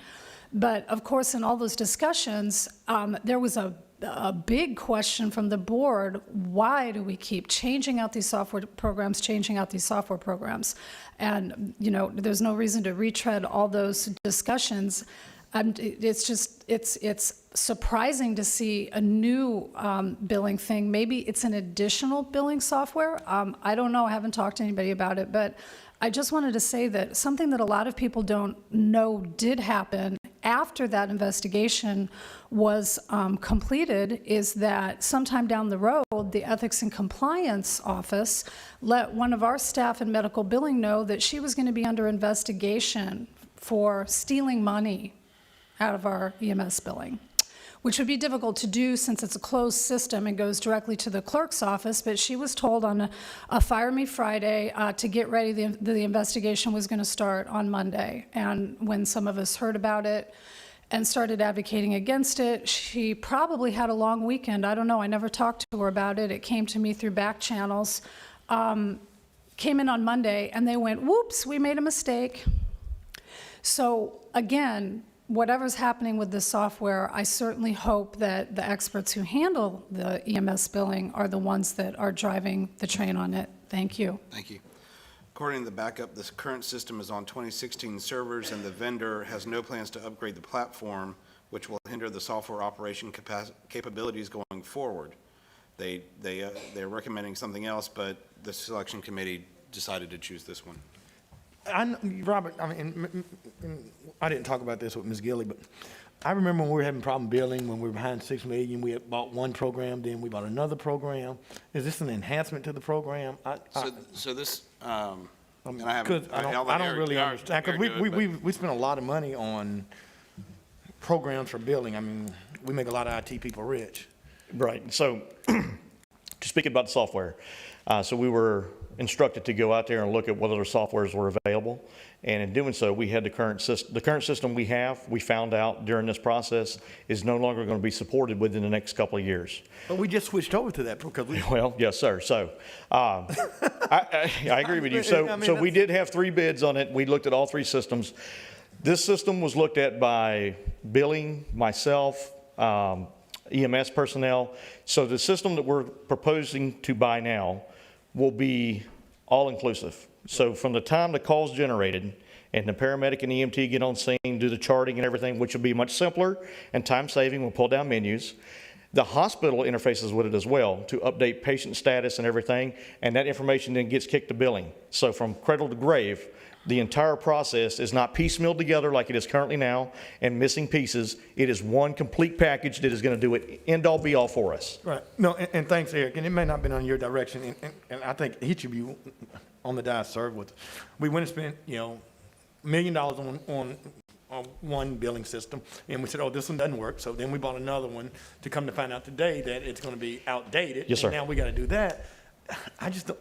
And I can only vote on what's recommended because. Yes, sir. But that just doesn't seem like good stewardship to me. I mean, If I may, Commissioner, I believe when we found out that the one software that was done without our knowledge, because it was right under the $50,000, wasn't working, we asked them to go back to the old one that they felt more comfortable using that allowed us to get caught up. that was not going to be sufficient. Well, but our direction was to go out to bid. Correct. Within, I think, a year or something like Right, that. I mean, and I understand what you're saying, Mr. Chairman. Yeah. That's hard, but we're still wasting taxpayer dollars when you switch, systems. And right, we got to do this, but we had a system, and no fault of maybe anybody that's here, that was recommended to us that this is going to bring about efficiency and be able to bill. Boom, all in. Let's get the money. Oh, that one doesn't work. Oh, we're sorry. We got to go back to this one.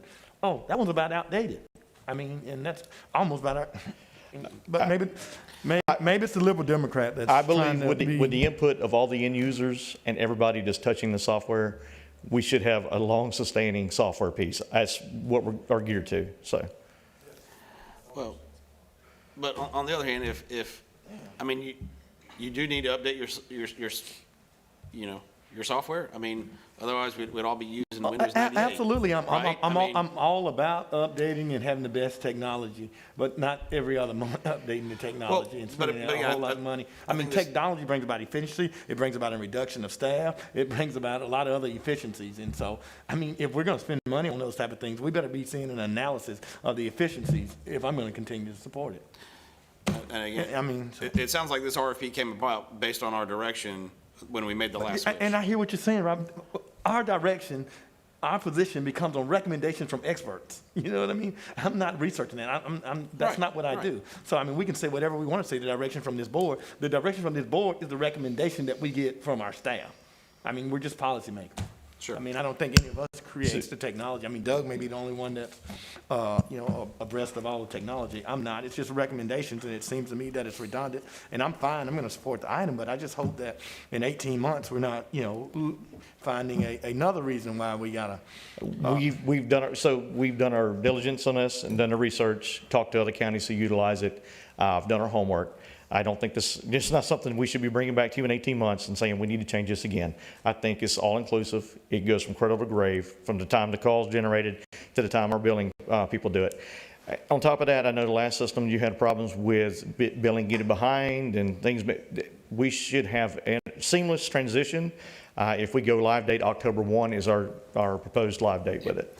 And Commissioner Matt, I don't pretend to take away from the fact that we don't have a great track record when it does come to software in this county, in trying to either develop it ourselves or whatever. So I'm not trying to take that away in any means. I'm just trying to quickly remember on how we got to this point on this specific one. Right, and then didn't see Rob, all I'm saying we switch, and then we have to take buyout clauses. I mean, we're just not voting for a one time. I mean, we're voting for this. This is an annual bill that we get with a 2% each increase every year. You lock yourself in, you pick a bad product, and then we still have to pay for that product, and then we have to pay to exit that product because someone made a mistake, and quite frankly, we're having the responsibility without the authority. I mean, there are so many needs in this community that we ought to be saving dollars rather than spending dollars. And that's all I'm saying, that every, 18, 24 months, system doesn't work. Well, it doesn't work, so let's just try something new to make an excuse. Now, give me another 18 months. Right.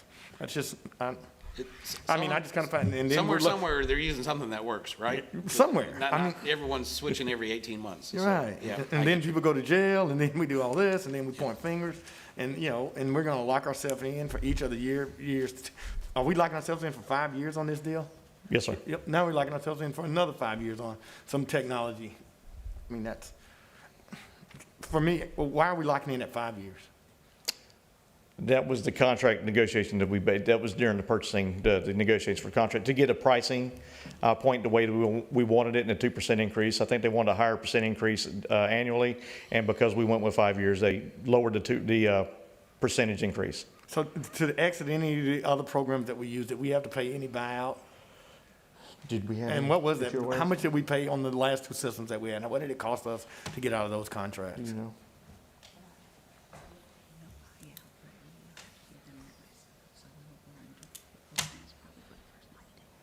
And Mr. Chairman, like I said, and Steve, you know, I'm just not a proponent of, you know, long-term deals that locks in someone else who may be sitting in this seat, you know, unless it's. So there's no buyout, is what I'm told, but the previous systems, I couldn't tell you, so.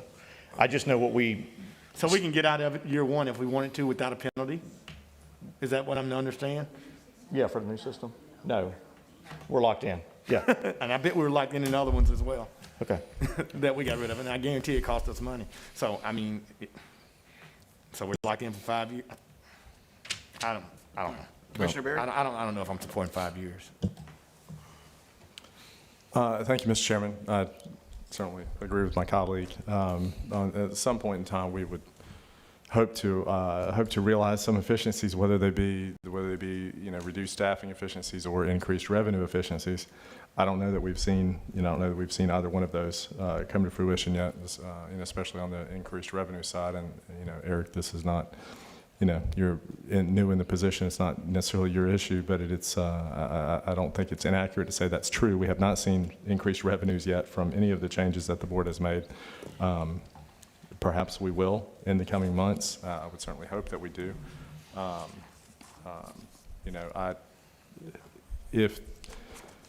So I'm sorry, was it said that if we broke the contract early, there's not a termination fee? That's correct. Okay, well. There's not a termination fee. I'm sorry. There is a termination fee, I'm sorry. There is a termination fee. Get out of it. Yes. Okay, I'm sorry. So there is a termination fee? Yes, sir. I would be actually more supportive. I'd support my colleague in this, and 5 years is a long time. We haven't successfully deployed any software for anything close to 5 years, at least in my tenure on the board. I'd be more supportive of maybe dropping the item, ask to go back and negotiate us a 3-year contract and bring that back to the board. You're trying to go live October 1? Yes, sir. We're trying to go late, which would we need the software in county, training, interface with CAD, and all those stipulations. So it takes a little bit. I understand. 2 weeks. 2 weeks is okay. I'd say let's go back and try and negotiate with our vendor and see about a 3-year contract. I mean, candidly, 3 years. 3 years of a successful software relationship would be a huge victory for us. Milestone. So, Would be. Perfect. Commissioner Underhill? Okay. So, and you said that 2 weeks would not delay in rolling this out? It would delay. They have a timeline built out starting June 1st is what they're wanting to do for getting implementation, getting the software in here, getting the training days set up for the staff, and then interface with CAD. So the software, I just want to be clear, it does completely interface with the crews in the field. The hospitals have a piece. The previous software had no piece with the hospital integration. So it is full circle. It is what we found is a good piece of software. So Eric, what I think I'm hearing though is that we don't have an issue with the software. The software, the contract is what they want. Okay. We don't want to lock ourselves into 5 years. So. Okay. I'm sorry, Mr. Chairman. Eric, can Tamika talk, or Debbie or Tamika, I see them chatting. Can one of them talk to what the termination fee is? It doesn't reference a termination fee in the agreement. Can you talk about termination fees? That conversation needs to include the circumstances in which termination would occur, because if any software, if it doesn't work, you've got to walk away. Right. I mean, Commissioner, what it appears to say is it can be terminated upon 30 days written notice, is what Yeah. it appears to say, but it doesn't reference a fee, so I'm curious where the fee comes Yeah, into that. no, you're right. Good question to ask, certainly. And just that. And Doug, I hear in here, and it was not under your watch, but when you talk about the interface and what, that was a discussion, is this Right. really what we need for EMS billing? I mean, and I remember Commissioner Bagash was dead So- on upset about billing. Hey, is this what we need? Hey, guys, we're coming back, yeah, it interfaces, this is exactly what we need, it's gonna bring about efficiencies, and now, So in the EMS realm, when they drop off at the hospital, with the current system we have now, they've got to go back to the hospital, get face sheets, get other data. This will all be digital. So there's no reduplication of efforts of people going back to the hospitals, getting patient face sheets, coming to billing. We Oh, can no, all I see it understand what you're within the saying. system. I understand exactly what you're saying. And the current system we have, of course, was less than this, obviously, but as we said, it was not going to be supported within the upcoming couple of years, and they was going to transition us to a piece of software that was going to be as expensive as this. So Well, we that's didn't why, say when- that's why we decided to pull the trigger now and go ahead, so. All right, And that's fine. So it looks like Section 13 termination. Client may terminate the agreement for 30, cause that's or what Tamika's- convenience, providing 30 days. No fee. The agreement may be terminated by cause. They get paid for services performed through the date of termination, but shall not be entitled to any recovery against client, including but not limited to damages or anticipated profit on portions of work not performed. It's a good contract. That seems very favorable for us. I don't know if Madam Attorney would agree. You on want to that, keep your, Commissioner Barry, you going to keep that?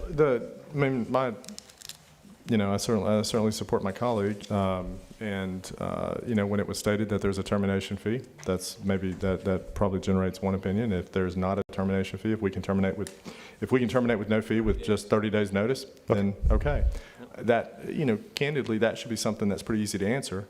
And if the accurate answer is it can be terminated with no fee, okay. I mean, I can live with it then. Commissioner May, does that ease your concerns with a 5-year contract at a lower pricing agreement, knowing that we could get out with 30-day written notice? yeah, that's fine. I mean, I don't particularly like 5-year contracts, but that's fine, we can get out in 30 days. I mean, that was kind of, we probably wouldn't be. We wouldn't have done, yeah. Yeah, if that would have just been, if that would have been the answer, 20 minutes ago.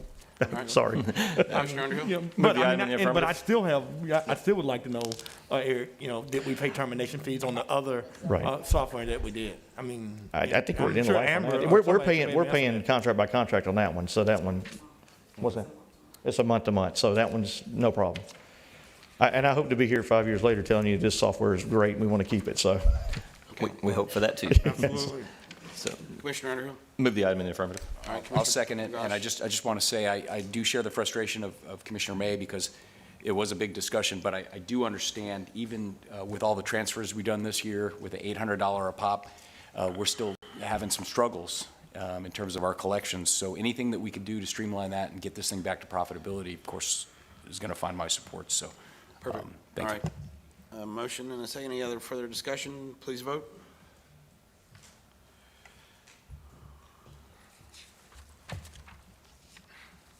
Motion passes 5-0. All right, we're holding 8 for board discussion. I held that, Mr. Chairman. Yes, sir. And thank you, Ms. Gilly. I mean, I think you pretty much answered all my questions. Obviously, a standard ride, I guess, would be total of how much for a non-insured person? $600 for an uninsured. Standard ride, yeah. Yes, sir. So what are we doing, because we have so many uninsured people in this community, how do we write that off, and do we lien people when they can't pay it? So just tell me the process. I mean, Yes, these sir. rides are, I mean, that's a hell of a vacation, if it cost me $1,100 to get a ride in the EMS Cadillac, so. But what about people that don't have insurance? Are we leaning their properties? What are we doing to Doing a them? program right now. We cannot. Medical expenses, you cannot put a lien on their property. So do we write off those collections to those people that don't have insurance? Yes, sir, that is 75 to 80% of our bad debt write-off. And what percentage of non-insured do we transport?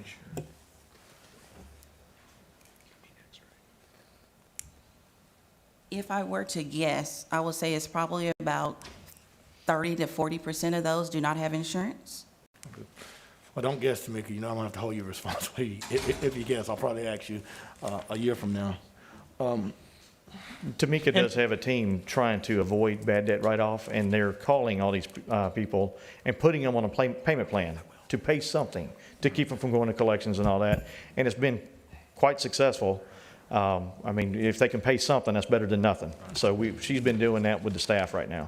And these proposed fees that we're about to vote on, they're in line with other municipalities like ours. We made sure of that. We want to make sure that within the panhandle that we're trying to be in line with everybody else and nothing too greatly absorbent or anything. Yes, sir. So what percentage of profit do we have written into this because it's an enterprise?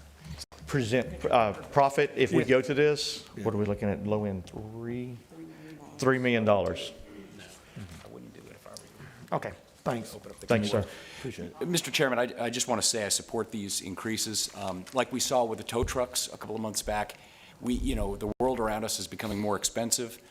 We do have an incredible percentage of these services that we provide that get written off, which means when we have the opportunity to collect from insurance, just like the hospitals do, right, we have to increase the overall gross cost to increase our net. In order to bring this back to profitability. So I appreciate it.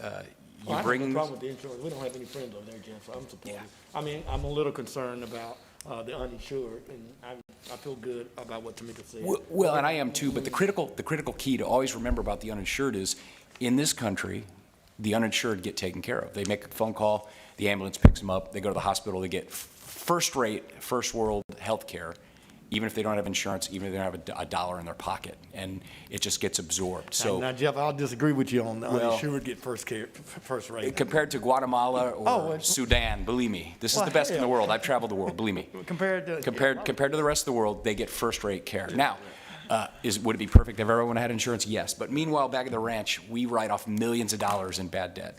We need to do this. I certainly hope it passes 5-0 because it's smart, and I think we need to address this every 2 to 3 years, Eric, going forward. 2011 was the last time we looked at the rate increase. So yeah, we were asleep at the switch, and we've paid a financial price for it. I'm supportive, so I don't think me and you are going to disagree with. I'm going to make an analysis of somebody who lives in America with somebody in Guatemala. Well, I just say that because a lot of comparison, and no disagreement there with you, Lumen, at all. But a lot of folks walk around, and I got to be very, very careful how I say this, with a chip on their shoulder, in ignorance, not even knowing that if you're poor in America, you're like rich in other parts of the world. You got food in the fridge, air conditioning, you got a telephone. So look, I grew up very poor, and I know what it's like to go hungry. But in America, even the poor get to go to the hospital, go to the emergency room. It's not a perfect system, but they get care. Other parts of the country, they walk 4 miles to get water, and they carry it back on the top of their head or farther.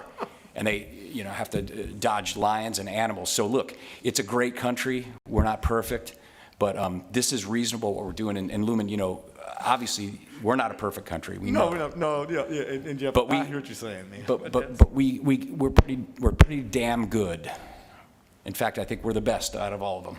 It's a great country, Jeff, but let me just tell you, we wouldn't have community health, and we didn't have health disparities and detriments that exist, and you're absolutely right. I mean, to compare, we're not going to I can't compare America to Vietnam. I mean, I'm going to compare it to America. I'm going to compare suburban America to urban America, and I'm going to compare the uninsured in America to the insured in America. And so you're right. It's a great country to live. I love it, and we have the best healthcare system that we possibly could have, but to say that everyone gets the same treatment.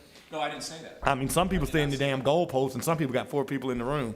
I mean, so that's the way the reality is, and so we do have to acknowledge that. So I'm not in disagreement with you. And we're always improving. That's the great thing. We're always improving. Commissioner Underhill?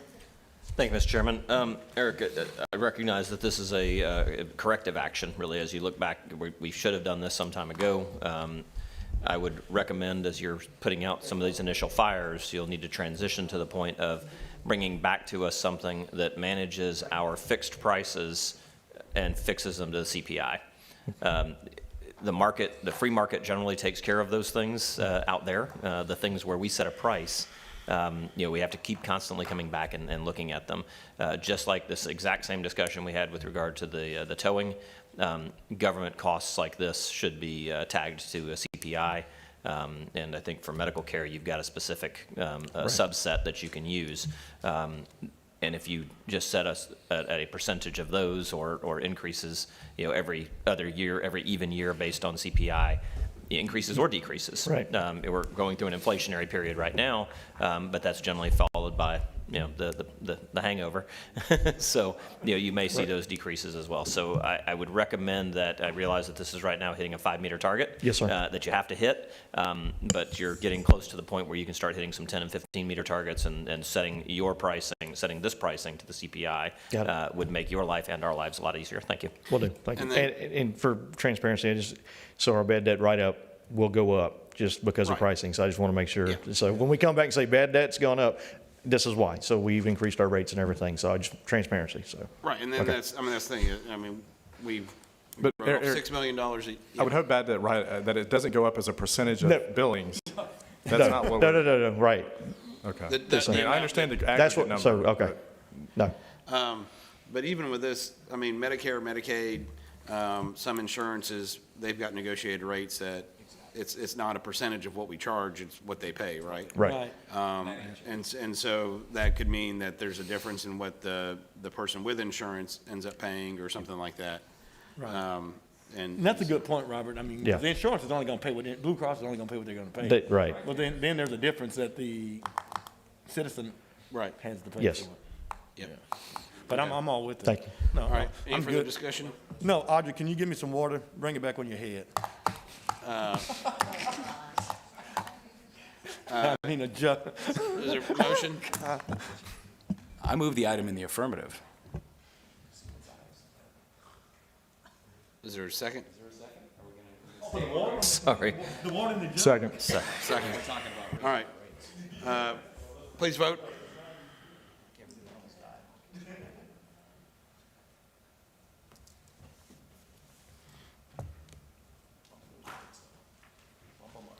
Motion passes 5-0. We're holding item 10 for board discussion, recommendation concerning change order number 1 to purchase order for RBK Security Services. Thank you, Mr. Chairman. Yes, Pat, sir. if you don't mind.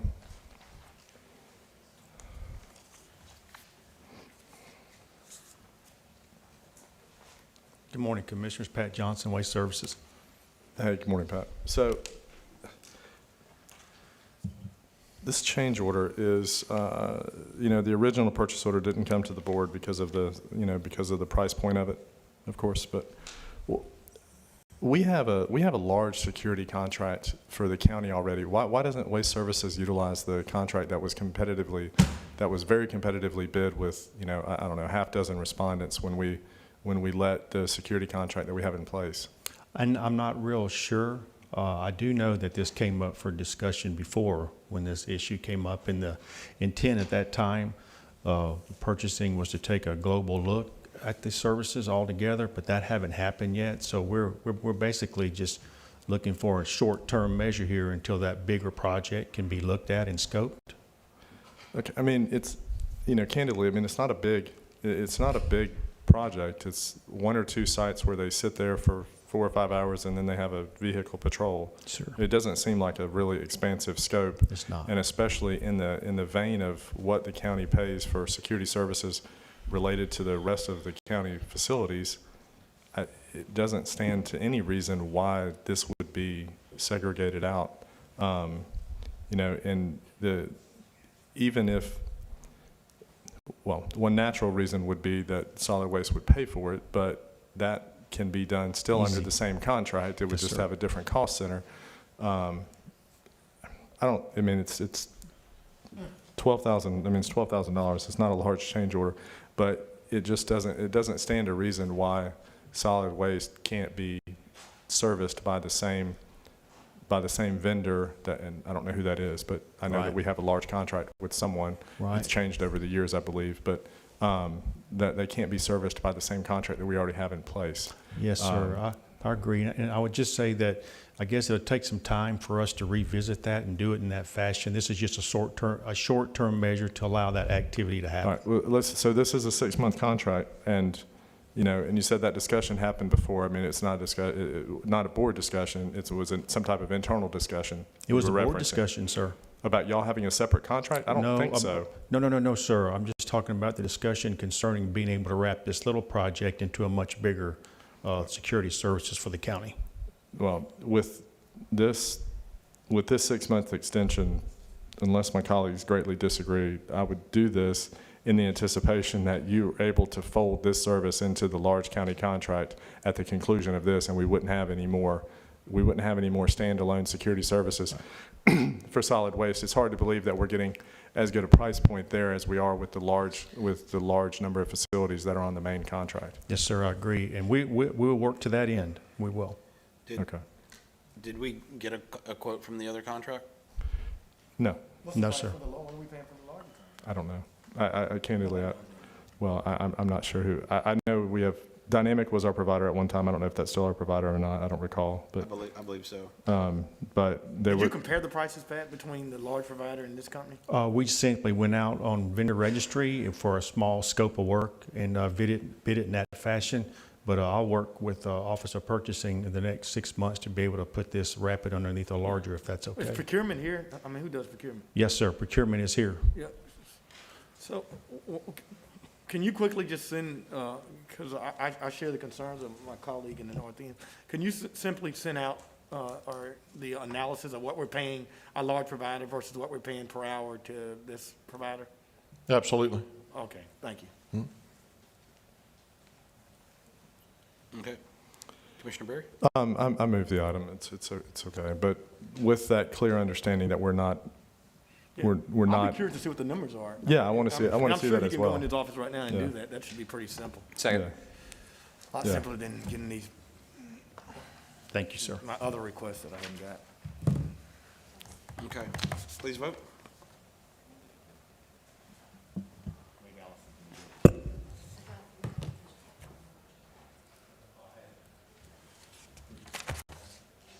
Motion passes 5-0.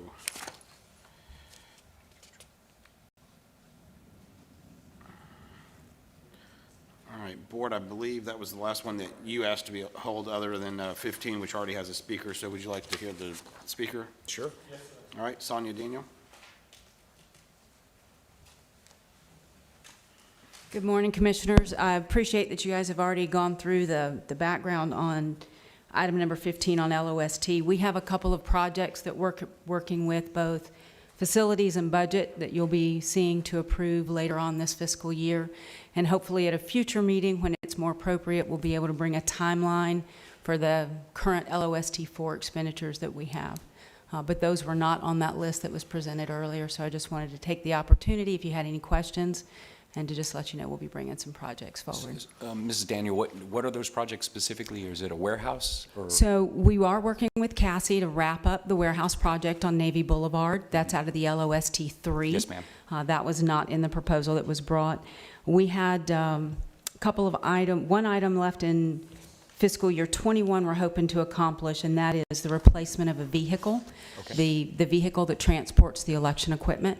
We're working with fleet maintenance on that, since they're the right department to do that with. Then we also have some voting systems that are coming back, the Clear Ballot Audit System, the Panasonic Vote by Mail Signature Verification System.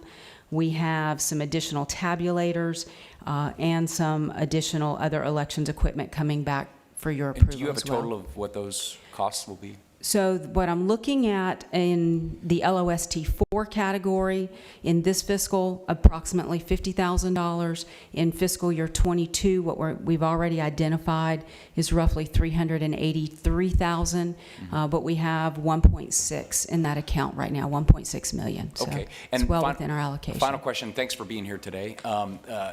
The recent voting law that was passed in Tallahassee, I know that is something that the majority of the supervisors of elections around the state opposed. Is there going to be any increased costs to your office that were not met by the state that the county is going to have to pick up due to that law and the way it was written? So hopefully we will be able to incur those in the budget we've already submitted. Okay. And I've been working with the county budget staff to look at some alternate funding sources. So wherever possible, if there's a grant opportunity available or local option sales tax, so we can minimize the impact in the general fund.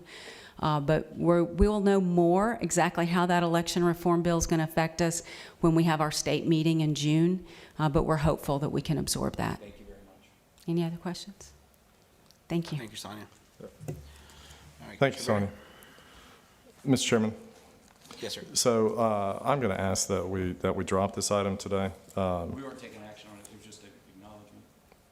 Well, I'm still going to ask to drop it because, and I will explain to you why. So, as part of the item, you know, the summation of where that fund is, you know, year to date, that's okay. I don't have any issue with that. That's strictly something that's taken out of EFIN. But there's a lot of backup that is a part of it, and it has schedules with projects. It's got schedules with specific road names and things like that. I have run into the issue in the past where we've had backup to items that the board has blessed that had specific details, and no matter how many years in the future that detail might have been, if I needed to make a change in the budgeting or a change in the priority list for, whether it's resurfacing or dirt road paving or something, because this backup list has been blessed by the board, I've had troubles being able to just kind of move those funds around, because even though it wasn't the line item that's on the agenda, it was part of the backup. It was memorialized there. We have spent the last 6 or 7 weeks, working with James Duncan, working with Wes, to try to narrow down our list. I mean, I don't have to tell you guys. I've got 2/3 of the geography of the county in my district. I've got, more than half of the linear miles of roads in the district, or in the county in the district. So it's a huge part of the public service that, that I have to provide to my constituents. Each of us have our own unique circumstances in our district. This part is really the biggest part that I have. So we have ridden a lot of those roads over that 6 or 7 weeks. We've met with Wes and James a couple times, had a lot of conversations. We're pretty close to kind of narrowing that down to where I would be fine inserting that and having that become part of the memorialized action that the board would take. But I would ask that we at least put it off to the 3rd and allow Wes and Dawn to work with Amber and have some of those changes that need to be made to the minutia of the detail that's part of the backup, if my colleagues would be so inclined. Second for discussion. Sure. Okay. The motion was to drop, yes? Yes. Okay. So the challenge that we'll always have here is that balancing between long-term planning and also being able to be responsive to the needs that evolve in the county. So, Commissioner Berry, it doesn't take a rocket scientist to figure out that, almost all the dirt road paving issues are in your neck of the woods. Life is changing very fast up in North County, and it does require some greater level of flexibility. So very respectful of that, and not lost on me that more than half of the land is in your district. So people oftentimes like to make the comparison of looking at each of the 5 districts and saying X number of dollars was spent in each district, I was actually pretty guilty of that myself before coming on this board and really realizing that the 5 districts are so uniquely different. So 100% right to make sure that if we're going to memorialize that list, that it be the accurate list at this time, and also that it afford the board the level of flexibility to respond to emerging needs. I remember when that tornado came through your district, things like that radically change what the immediate priorities are. So very respectful of that in the second stance. Mr. Chairman. Yes, sir. And I concur with Commissioner Onhill. And I know the needs that you have in District 5, Commissioner Berry, so I'm going to be supportive. Well, in my conversation with the administrator, I just want to see more money moved to sidewalks and drainage. And as much as you have those issues, I have one of the oldest neighborhoods in all of Escambia County in Brownsville. And very few sidewalks, drainage problem, road problems, traffic calming problems. Not only should we be adjusting this list, as we go into this budget, we should be figuring out more money. I mean, not just LOST dollars, but other dollars. I mean, infrastructure, roads, bridges. I mean, that's our mandate and, you know, the public safety of our community. And so I'm going to be supportive, Steve. I hope that not only do we look at prioritizing the list, but we kind of look at where can we find other dollars, and quite frankly, from all sources, grants, Avalorm, LOST. I mean, there's a dire need for roads, and, you know, in conversation with engineering, it's always, we don't have enough money to get it done. And, you know, for me, after spending 8 years on this board, you know, that's probably not going to be the excuse that I utilize. We're going to have to figure out how do we put money in there to get these things done. I mean, particularly in your district, but also in my urban core, I have an infrastructure that's failing in some of our oldest neighborhoods. So I want those things prioritized as well as making sure that we get those issues in your district taken care of as best as possible. But I know that it's going to, I mean, West is going to need more dollars. And so I just want us to be aware as we move into this next budget cycle, how important it is for me as a priority that administration moves more money into roads and drainage and traffic calming and all those things. Absolutely. And anything, you know, Commissioner, anything that I can do to, you know, to continue to be supportive of that. And, you know, if it, you know, even if it's something as simple as our board discussing it and, you know, and my colleagues expressing a, you know, a desire to, you know, try to find, you know, try to find an extra, you know, $500,000 for sidewalks. My commitment to you is I'll, you know, do everything that I can, you know, away from the dais to try to find that money and you know, try to bring an idea back to the board and see what the majority of us think about it and be able to move forward with that. So anything that I can do to, you know, to help with that, I certainly will. There are, you know, as you mentioned, there are other sources that, you know, other sources of funding that the county has outside of LOST. That's certainly one source, and it's a, you know, the cash flow it generates allows us some flexibility. But there are certainly other assets. We have other, you know, we have other funds that have balances, you know, currently, and you know, potentially reprioritizing some of those. I'm good with that. It's something I think the majority of the board would support, and if you know, if some of my colleagues would, you know, give me an idea what you'd like me to try to help with, I will. You know, my commitment to you is I'll spend time away from the dais trying to do so and see what we can do. I appreciate it, and I support the second, Mr. Chairman. Great. Second stands. All right, please vote, or any other further discussion?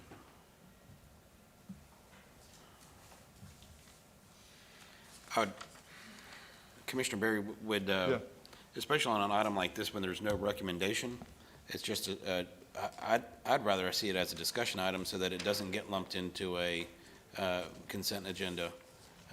Would the board agree with that? Absolutely. Okay. Yeah, I Yes. don't get a lot of feedback about how to structure the agenda. So, or a lot of input about it, I guess I should say, not feedback, Yeah. but. So let's just, if there's real no action item, let's just move it to the discussion item so that it okay. So that motion to drop past 5-0. CAR 3.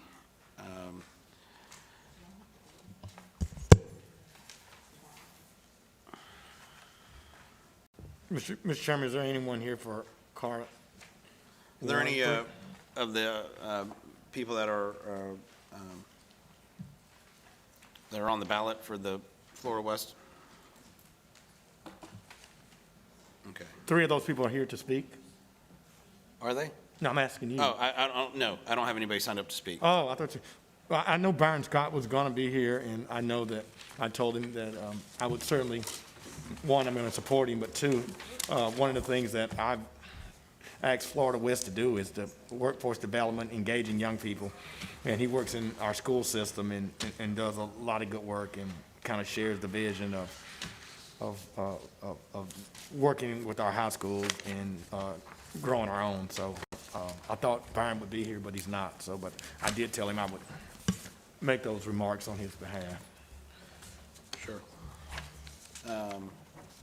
And we did have to remove one due to a conflict of our board, so. Thank you. And I think Byron Well, might have thought that Mr. we've had a night meeting tonight. Yeah, Mr. Chairman, that, I was required to kind of call an audible, as I'm fond of who we had to remove, so. Yeah, my apologies.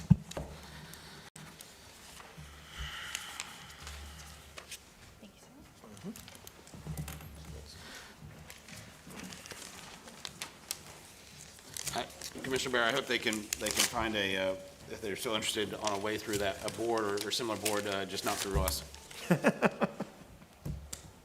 I know, I know from experience that he'll do a fine job. Yep.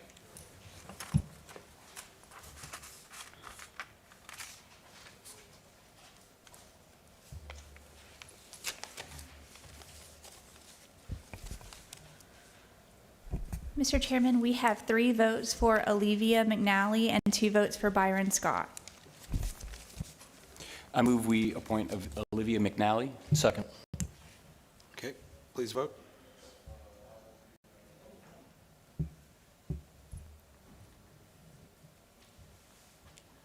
And of course, that was based upon Yep, motion passes 5-0. Recommendation concerning school and transportation concurrency, we have one speaker. Commissioner Bergosh? Bill, let's hear him. Let's hear the Melissa speaker. Pino? Yeah. Thank you, Chairman Bender. Wow. Where are all of the people that have been screaming for concurrency at the tops of their lungs for 10 years? That's right. They're over on ECW probably right now complaining about traffic on 9 Mile Road because that will forever be a propaganda site rather than a public service and information site. Commissioner Berry, thank you for mentioning the agenda. What a surprise. This wasn't brought on a cow. Everybody was expecting it to be brought on a cow. Apparently, people in charge of the agenda thought it was better here today. It would have been nice to hear people give this the longer airing that everybody that has been looking forward to this with anticipation expected. But since it's on the regular agenda, I really hope that all of you gentlemen will give this some serious discussion and thought, because Commissioner May and Commissioner Berry, we just heard all of the needs for infrastructure in this county. They're pretty dire in some places, and I know that Commissioner Bergosh is going to speak to the fact that we're really low down on the totem pole. We got a lot of catching up to do with getting revenues in the way that practically every other county in Florida gets them. And I'll just give a particular example. We are potentially going to be having a townhome development in a big plat that was zoned commercial because the Navy Point stores were on there back in the day. And I knew that there was no way that we could fight the density on there because you can cram as many townhomes as you can get in there into commercial, right? And this is nothing against the builder. I think that we've been very fortunate in the potential builder on that site. Meredith Crawford, who I retained Clark Partington for a couple of issues on Navy Point, put together a beautiful historical package and sent it to the builder so that we could literally beg for anything, maybe a little lesser density, knowing that probably won't happen, design elements, keep it open to the neighborhood, but we really don't have a legal leg to stand on, and the traffic there is going to be horrendous during boat season in the summertime. I can't stress the impact. And my neighbors who don't understand how these things necessarily work say to me, but Escambia County doesn't want our roads to be that busy. Like, the county has an interest in not having all of that traffic. And I say, no, unfortunately, currently, since we blew away road concurrency, we don't. And Commissioner May, one of those neighborhoods that's in dire need of infrastructure is Mayfair. And what I was going to say is I wanted to thank you for your advocacy for Mayfair, because Doug has publicly called that a flyover district. And he's also said he's going to redistrict it off to you. So we appreciate your early advocacy in that neighborhood. Thank you. Thank you, Commissioner Bergosh. Yeah, I wanted to bring this gentleman because to me it's important and it's something that needs to be discussed. It was, concurrency was always in Escambia County. When I joined the school board in 2006, it was frankly a very important component of our long-term strategic planning. And I see the backup, and I know that when I was on the school board, we had a interlocal agreement with the city of Century, and we had one with Escambia County, and we looked at development before it happened and the impact it had on schools. And I know at that time the county also looked at traffic concurrency and public facilities concurrency, so that growth could be orderly, it could be intelligent, and that the infrastructure and the schools and the public facilities could keep up. I understand, because we all lived through the tremendous recession of 2008, the reasons why Governor Scott, when he took office in 2011, made some changes, and concurrency subsequently went away as a state requirement, and then subsequently the county at that time added it to their land development code. But in 2013, as the lingering effects of the recession continued to hurt Escambia County, I understand why this board at that time removed the concurrency requirements from the land development code. It's important for people to know that history, and that's an absolute fact that can be researched. And then in 2015, all the zonings around the county, there was a tremendous upzoning that happened, and a lot of areas of Beulah, where I live, suddenly went from land that really one home per acre to suddenly 4 per acre. I mean, there was a tremendous upzoning that happened. A lot of these factors contributed to the tremendous growth that I've experienced, that we've all experienced in the northwest section of District 1. So after, and I appreciate your indulgence as I give a quick introduction to this. After I was elected to this board, we quickly organized a committee. This board supported it, and we worked for 14 months. We've recently sunsetted that committee. We have the $300,000 for a master plan for the northwest section of District 1, which includes Beulah and other areas nearby. And one of the things that I heard during the 14 months that committee was working from citizens, and more importantly from a very extensive survey University of West Florida conducted on our behalf that hit thousands and thousands of residents, was that they wanted some form of concurrency or impact fee so that development had to pay to mitigate the impacts. And, so I've taken that to heart. I ran for re-election in 2020. I put together a very specific plan, 34 points. It's called Next for Escambia. You can look at it. Every single point in that plan, because I won my seat, I will bring forward to this board. 2 months ago, I brought an idea about the composition of the board that I thought would lead to a better, more streamlined governance. It didn't get support. That's fine, but I brought it. Now I'm bringing concurrency. Now, builders don't necessarily like it. I think they were very happy when we took it out. It makes the process of getting permits for what they do a little bit easier, a lot easier, and a lot less expensive. And one of the biggest arguments that you will hear against concurrency or impact fees is that we have the 1 penny sales tax here in Escambia, which we do. And we're very, very grateful to the citizens that voted for that. Believe me, when I was a school board member for 10 years, we had a half penny.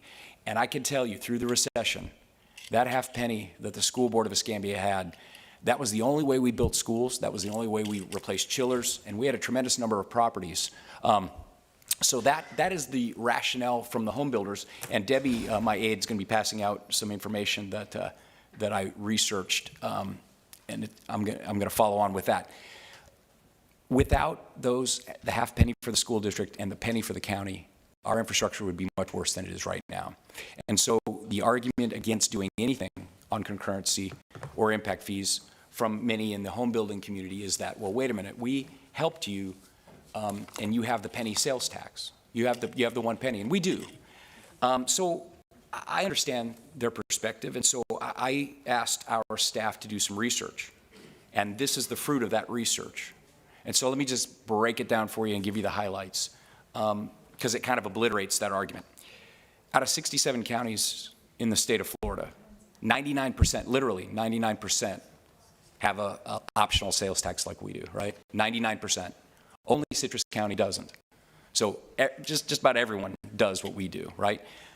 But taking it one step further, of the 66 counties out of 67, the 99% that levy an optional sales tax, a full 57% also have some form of concurrency or impact fees, because they know what I know and what we all should realize from our discussions earlier. The 1 penny is not enough to do everything. And what do I mean when I say do everything? Well, we did not enact, and the voters did not vote for the 1 penny sales tax just to fix roads, bridges, and gutters. No, no, no, no, no. And I've got the language right here. And this is the language that the voters approved. And it's money that's got to go a lot of different directions. It's got to pay for law enforcement, fire, public safety facilities, equipment, that's fire trucks, they're very expensive, transportation and drainage improvements, infrastructure projects, public facilities, recreational, natural resources, jail and court facilities, Growth Management Act mandates, capital equipment, community services, and up to 15% for economic development. That's bringing great jobs like Navy Federal. So you take a pot of money that generates about $44 million a year in Escambia County, and you start buying $1 million fire trucks and apparatus and this facility over here and this like, before you know it, there's not enough to fix the roads, the gutters, and the drainage systems and the bridges. And that's what 56%, 57% of the rest of Florida has figured out. Every large county has both. They've got the impact fee or concurrency and the penny sales tax because there's not enough money in the penny sales tax to do what we need to do. How do I know that? How do we know that? Well, we know that from our discussion that we had. There's not enough safe sidewalks. There's not enough safe ways for kids to go to school.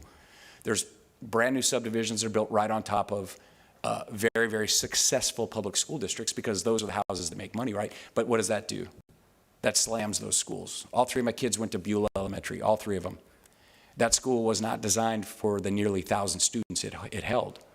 That's why they had to start lunches at like 9:30 and go till 1:30. They had a very undersized cafeteria, and they had 18 portable classrooms behind it. That's because things weren't considered when things were permitted. So I'm going to have a discussion here. It's going to be a very brief discussion after I give my little soliloquy here. I think we need to look at it. I think the counties that don't do it don't have a lot going on. I think you look at a map of Florida, any county that does not have some form of, let's face it, what we know is they all have some sort of optional tax, right? 66 out of 67.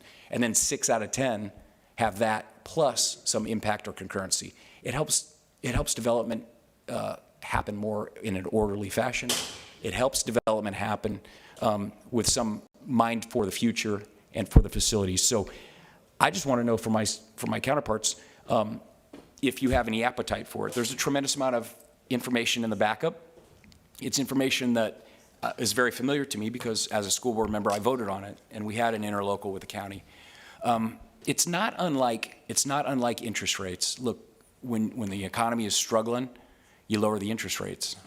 But when the economy starts to take off like a rocket, you have to raise the interest rates to kind of slow things down and get things back in kilter, or else you have runaway inflation. Now, sadly, that's not happening in our country right now, and so we will have inflation, regardless of what anyone with any title tells you, because the top people wanted to raise the interest rates, and for political reasons, they were not able to do so. But here in Escambia County, this is something I believe that we need to look at, and we need to be intelligent, and it's not a shot at the builders. It's just revenue that's on the table. And one thing I've done in my public service, that's in its 15th year now, is I've never raised property taxes year over year on Escambia County property owners. This is another way to grow the revenue base without doing that. I don't want to raise property taxes. I don't want to raise the MSBU. But the development market, and particularly residential, is red hot right now. And so not unlike going from the 4th penny to the 5th penny on the bed tax on the hoteliers. There was a lot of gnashing of teeth, but we got it done. It's because every other county was doing it already, or 6 cents. We got that. This is something I think we need to look at. It doesn't have to be adversarial. It's common sense. This proves that I'm not coming here with something that's out of the ordinary. Look, this is Northwest Florida. This is Florida. People want to move here. We're a great state. It's growing. Every other metropolitan county that is growing, like we are, has this in place, and that helps pay for the sidewalks, the storm gutters, the bridges, and it takes the burden, a lot of the burden, off of the 1 penny, because as I've just mentioned earlier, that 1 penny has to be spread out a lot of different directions. So the discussion with my peers today is simply, do you have an appetite for bringing it back so that we can have more revenue to pay for the things we need to do? That's the open-ended rhetorical question. Well, hopefully not rhetorical. You are looking for feedback, right? Yeah. Yeah, I got you. I just never know if I'm going to answer. It's rhetorical. Yeah, Jeff, I think that the majority of your board is open to the discussion. I do see it as two separate. I really do see it as two separate discussions. I don't see impact fee discussion being exactly the same as concurrency. I think that, especially to take a step towards something, I think that we, from my point of view, for my support, would be moving towards the concurrency item, because with concurrency, you're directly tying the development to the impact that it's having in that, in that general area. I think that would be a good place to start going down the path that you're talking about. And I think that in that instance, you can always tie what someone is doing. I think that we can relatively easily tie what someone's doing to the direct impact that it's having around them. And I think there's value in that. I think that our neighbor, recently has found that on the other side of the discussion, on the impact fee side, there are real guidelines and real statutes and real rules for the levying of them and for how they're to be, how they're to be used. The tying of that development to the impact on the infrastructure, which is, as we've seen with our neighbors, our neighbors' issue with it, it's not always so easy to say this is just going to be the blanket fee, no matter whether you're doing something in, if you're doing something in McDavid or if you're doing something in, infill off of J Street. The impact of those developments is candidly going to be much different. You may not have a neighbor for a mile, in some areas, or for a quarter mile, and the thought of the impact to them versus the impact to a development in another area. If you just have this blanket policy, that's probably a different discussion. But I do think that the majority of your board, if you're going to bring back a discussion related to concurrency, that's saying, okay, because this is exactly what you want to do in this specific area, this is what the impact is going to be for that one development. It's almost, I know it's two different issues, but it's not dissimilar to what you're talking about, what you brought up about Outline Field 8, because in my opinion, and I know it's not legally this way, but when you're looking at the concurrency, you are kind of wrapping this specific area for what the impact's going to be to those outlying areas from this wrapped area. Just like what you were talking about with Outline Field 8, where we've got a defined boundary. Development in there is going to have an impact on this, this area around there. And so I feel like the concurrency is much more along the lines of where things are probably going. And I think that you can probably find support for trying to hash out what concurrency would look like. Again, I think you can probably find support for that. Thank you very much for those comments, Commissioner Berry, and I appreciate you drawing the distinction between impact fees and concurrency, because I'm on record, I don't support impact fees. I think they're limited in their use. I think they're stifling, and I don't think they do what people think they will do. So I think the concurrency discussion is the one that I will bring forward. It's the one that I put in my plan. I do appreciate your comments on that. Thank you. And you saw this, you had more service on the school board than Commissioner May and I have had on this board, but it's, now similar. What often happens in, what it appears is often happens in government, revenue sources, when they're put in place, become just part of the revenue. And, I think that throughout the state, there have been instances, many instances, where impact fees, just what you said, they're supposed to go for certain things, and they just generally they just become part of the operating budget of the entity, and that's not, candidly, we, and I think we've all exhibited the, the stewardship to manage ourselves within our resources, and I think we'll continue to do so. The concurrency is I think a very valid discussion, and I think moving that forward, is prudent. So, Thank you very much, Commissioner Berry.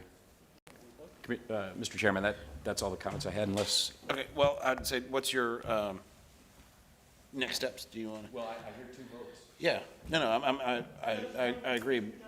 Yeah, okay. And I would ask staff to go ahead and update and refresh the documents. If you look through the documents, that there was 4 different ones put in the backup. It's it's the stuff that was on the books prior to 2014. There's a few modifications I think could be made, and I would ask the administrator, based upon this discussion, to bring it to, how about the committee of the whole in, I would say July. That'll give staff plenty of time to kind of, go through it and refresh it and bring it up to date. But I do appreciate that, Commissioner Bender, and I think we can do it intelligently. And the last thing I'll say about concurrency is this, as we compare it to impact fees, I think concurrency is better because it allows the developer the opportunity, the choice to know that, if he wants to build something in particular, but it's going to be a big problem because it's already a place that's blown up within. It gives them the opportunity to move it or do something somewhere else. It gives them a lot more choice than just the blanket impact fees, and that's why I support this. Thank you. Okay, great. We moved CAR 1-7 to discussion.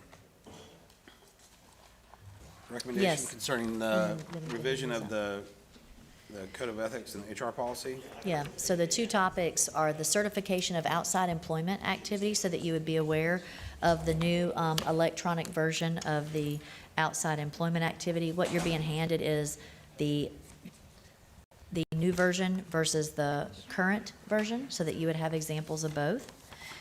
Just one of the main differences is that the current version requires notary. Since we are now going to be able to do it electronically, our employees will be able to attest versus having to have a notary. The other thing that we're doing is we are going to require every employee to fill it out. And so if an employee does not have any outside activity, they will have to denote the fact that they do not have any outside activity. So every employee will have to have this on record. And then you do have to complete one for each of your outside employment or activities. So those are the main issues in terms of a differentiation. And then, any questions about that? Okay. And then the other issue was related to recruitment incentive pay. This is an issue that Commissioner Berry has been asking about for quite a while, and so we just want you to be aware of this is the procedures of implementing the budget the salaries that the budget that you pass each year for our staff. And so this will now go into our HR policies to provide for recruitment incentive pay. Unfortunately, the legislature still doesn't allow us to do bonuses or extra compensation for our existing employees, but we are hoping that with the action of the governor to provide bonuses for teachers, public safety, and others, we might be able to find a way to do that for our existing employees as well. As many of you know, they've not stopped working for an entire year, and as I mentioned earlier, they are being stretched very, very thin in terms of the extra hours and duties they're having to take on as we have limited manpower. Okay. Board, Commissioner Berry? The one form and the policy related to incentive pay, I don't necessarily have an issue with, as long as those are the only two items that we're memorializing. I'm not going to support memorializing anything Correct. else that was included in the original backup. Correct. Okay. So the other things that were in the revisions will just come back at the committee of the whole to discuss? I would love to.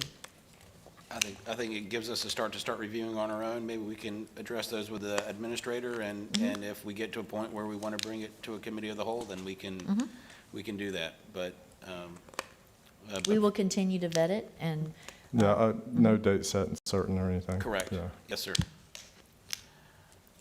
So I would look for a. And that's fine with this. I mean, All right. I guess my question would be, have we found some issues with the current code of ethics policy?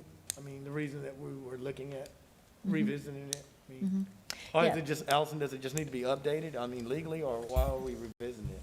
I don't know. I was told by the HR director that there had been commissioner asks for that. I don't know. But we can certainly work. I don't know about the specific case, but I do know that as someone whose spouse is intricately involved in updating ethics policies and company policies as her business, it's probably good to do it every once in a while, but make sure that you're keeping up with any laws that have changed or anything like that. But I think you I mean, definitely that's fine. want. I don't I think you care. definitely want I'm legal just to- saying, was there an issue in why we did it? If that's your, Not that if I'm- that's your So- deal, that. No, Because of your wife's a lawyer. and It you was, want- it was not my request. I think the outside employment form was one of the issues. I think the other issue that has happened is, as they have HR roundtables and they're trying to deal with issues related to code or the implementation of the code of ethics, there have been some questions that have come up from employees as well.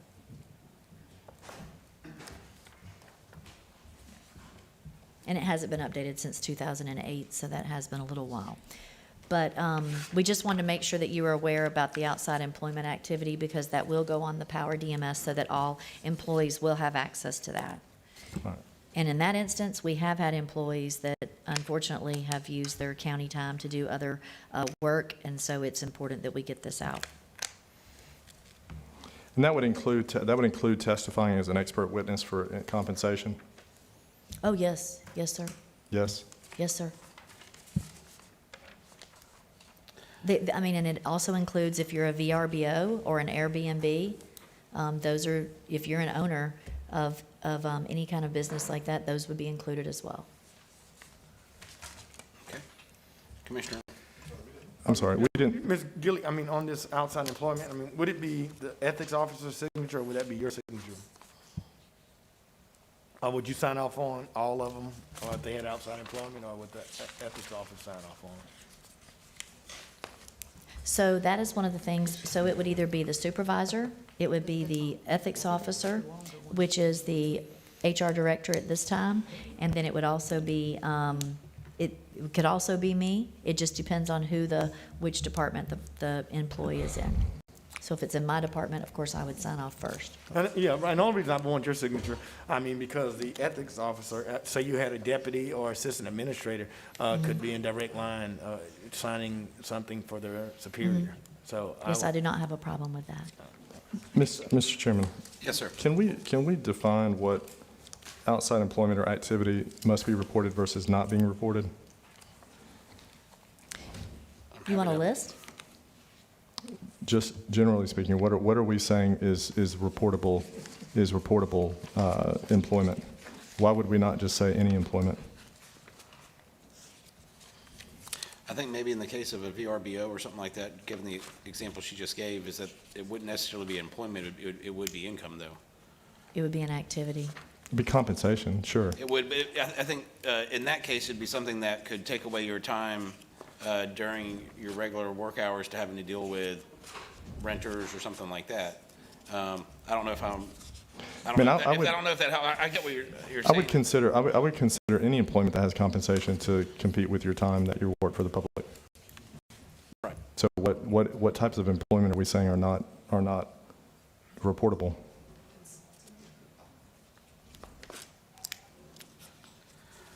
I'm not aware of any that would not be reportable. Well, then why would we use the phrase, I am engaged in outside employment that must be reported, or I'm not engaged?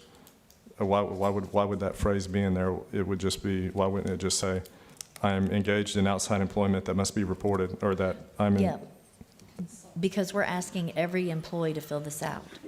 We're asking every employee to fill this out, so if. What I'm saying is, why wouldn't it just say, I'm engaged in, employment or activity and may present a conflict of interest? Why, if we're referencing that must be reported, that implies that there is outside employment that doesn't have to be reported. Is that the case? Okay. You're saying, I certify that I'm engaged in outside employment activity. It says or activity. I just want to make sure I'm tracking with, so. If you use, just general, I'm clearly not an attorney or an HR professional. Just as a layperson, if I include the language that says that must be reported, that implies that there is employment that doesn't need to be reported. That's how that's what I would read that. Is there outside employment that doesn't have to be reported? No. I think what you're saying now. If it doesn't, I get what you're saying. cause a Okay. perceived So what you're conflict. saying is that they should do away with that check. Either you fill out the form or you check that you're not engaged in that activity. Is that what you're saying? Yeah. And if you have outside employment, you fill the form out. You're not to discern whether it's reportable or not. If you have outside employment, you fill a form out. If you don't, you don't. Okay. So the statement is related to the Code of Ethics in which we do require outside employment to be reported. But why does that have to be referenced? If they're employed, then they Well, I just mean, I fill it think out. it's easier to read where you say, I either certify that I am, and then you complete the following section, or you Okay. certify that you're not, and then you skip. So are to you the saying employee that there is no certification. employment that does not need to be reported? No, sir. I mean, Okay. yes, sir. We are saying there is no employment that does not need to be reported. All right, then that's, as long as that's on the record, I don't care then. Yeah. The form's fine, I guess. Robert, do you understand what I'm saying? When you reference that something must be reported, it implies that there are things that would not need to be reported. That implies that, but I don't care if it stays the same, but as long as we're clear. I think the difference is that previously, it was on the employee to come fill out this form, whereas now it'll be sent to every employee, and they have to check either A or B, and that they are or they aren't, and that way we have it on record for every employee, whether they're involved in activities or not. Is that, Yes, okay. okay. So what if I'm self-employed? What if I work in Parks and Rec, but I also own my own landscaping company, and I'm self-employed? I You have would to need to report report that? that. Yes. Yes, sir. And I can also get you the statute reference that, that requires the reporting, if you would like that. I mean, I don't care if statute requires it or not. I've wanted this I've wanted this to be taken seriously the whole time that Lumen and I have been on the board, because there have been multiple instances when I feel like that it's not been something that's been utilized to the degree that it should have been. So if someone's a consultant, you want them to report that, whether they're consulting for a nonprofit or profit or? Absolutely. I mean, or testifying, I mean, As an expert witness, you would want yes, them to report that? yes, or they're consulting for another firm, even for very little compensation. That should be reported to us. If there has been an instance where having my own lawn care on the side is one of the specific things that was said a few years ago, and I think that's something that should be reported, because you're interacting with vendors that provide equipment, they provide things to the county, and if you're in a certain position, we want to make sure that you're not procuring any of those, any of that type of stuff for your personal business. I mean, and you can't. It still doesn't mean everybody tells the truth, but I mean, this is all you can do. I mean, it's all we can do. Commissioner Underhill? Thank you. Ms. Gilly, do you have a mechanism for subsequent changes? So somebody reports that they have none, and then subsequently they do. What is the mechanism to ensure that burden of responsibility is on the employee? So number one, the Code of Ethics policy will require it. Number two, we are doing it on what we call our Power DMS platform that every employee has access to. And so that is how they will be able to, there is a requirement that for each outside employment, you have to fill this out. So if you fill it out once a year, then you, in a couple of months, take a new position, you're required to add, or start a new business, you are required to add it throughout the year. It's not just a one-time. Excellent. All right, thank you very much. And 2008 to now is definitely there's a lot has changed over the years. A lot stayed the same, but terminology changes, and so good initiative on your part to bring this forward. Thank you. And board, in light that we are going to this form to be required to be submitted yearly, I would, if the board agrees, maybe look at what other policies, employment policies, oaths, et cetera, would also be reaffirmed on a yearly basis. I know that when working for a large company, we had to sign off on the updated policies or see what they were or agree to them on a yearly basis, just like we would with this form, and that would just be part of the overall process. Is there any appetite to have that expanded to include just our employment policies? Just that they've received the our code of ethics, or they've received our employment policies. Yeah, just that they've received it, and then that way we just have it on file that That's reasonable, but yeah. they can do it electronically. Yep, they can do it electronically. It could be all while they're doing this as well. It's a little cumbersome, but it's common practice Yeah. in corporations of any size, so I have no problem with that. Okay. And, Mr. Chairman, I have to walk out at quarter till for another appointment. All right. So if there are any thing that requires my attention. I don't think there necessarily is. Did we move these two items? Are they moved and voted on? I was told that they did not need to be voted on. Well, I mean, I want it to be clear that anything that happens to that manual needs to come to the board, so I'd be more comfortable voting on those two forms if they're going to be part of that policy manual. I don't want. I'll take a motion.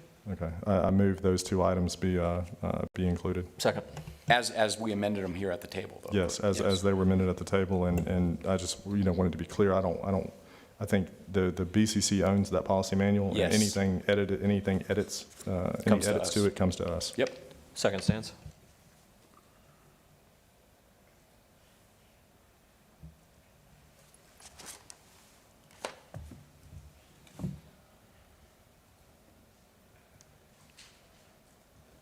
Motion passes 4-0. Commissioner May off the dais.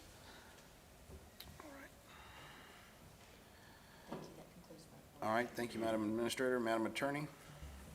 Thank you, Mr. Chairman. There are 2 information items and 1 action item that could be taken in one motion if that's possible. We do have speakers on the second item. If we want to go ahead and take the first, or? Yeah. Sure. Move item 1 in the affirmative. Second.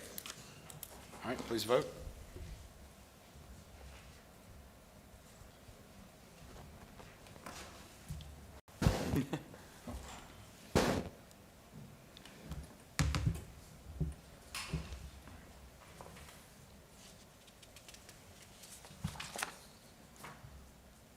Motion passes 4-0. Recommendation concerning Jacqueline Rogers versus Escambia County and the Westmarks.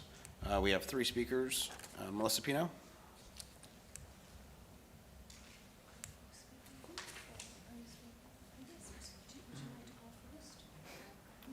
Ms. Pino, I've called you up. Oh, I was just going to ask, They'll be next, but thank you. I'll run the meeting.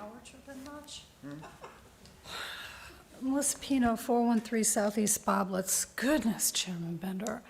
I was trying to be polite and allow them to have the first speaking if they wanted to. And what I wanted to say was very simple. I hope that with these major policy problems that we have in the future, there is not, I don't want to say a reliance, but just the board kind of tacitly being okay that these things keep falling legally to the citizens. I got caught up in that horrendous thing with Dr. Edler.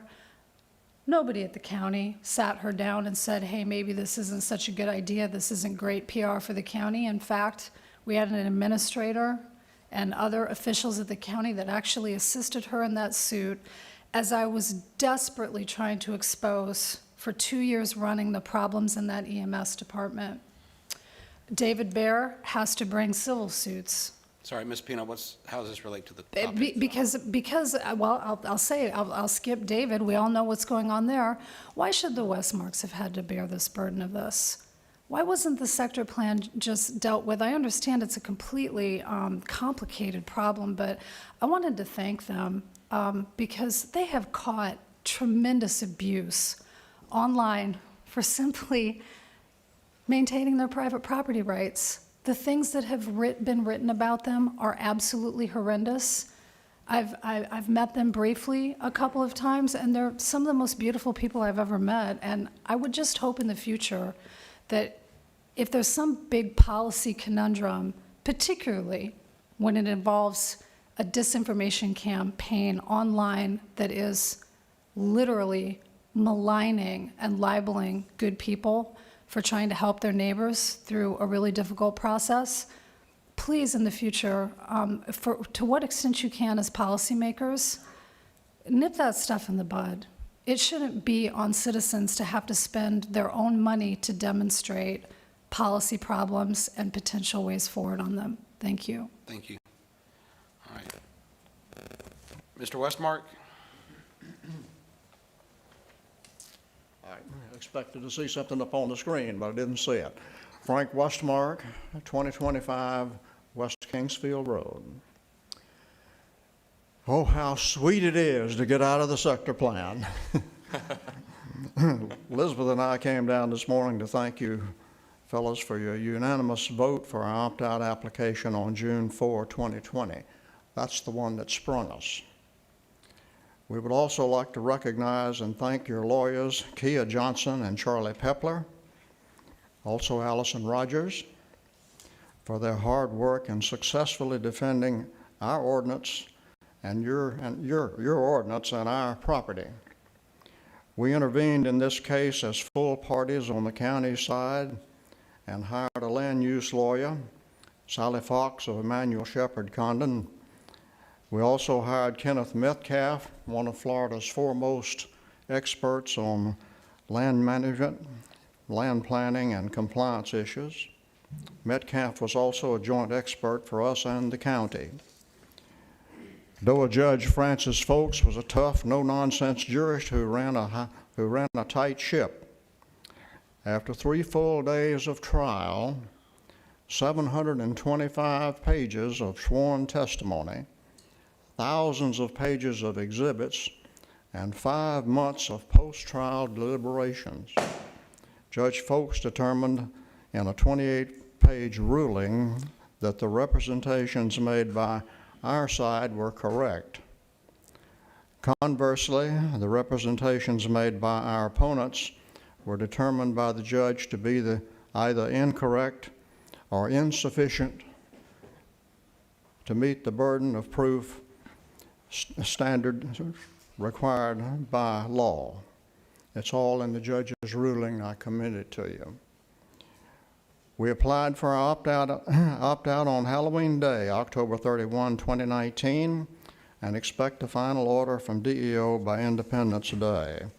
That's roughly 4 months shy of 2 years. No one else should have to go through such a long and contentious process to regain the full use and value of their property.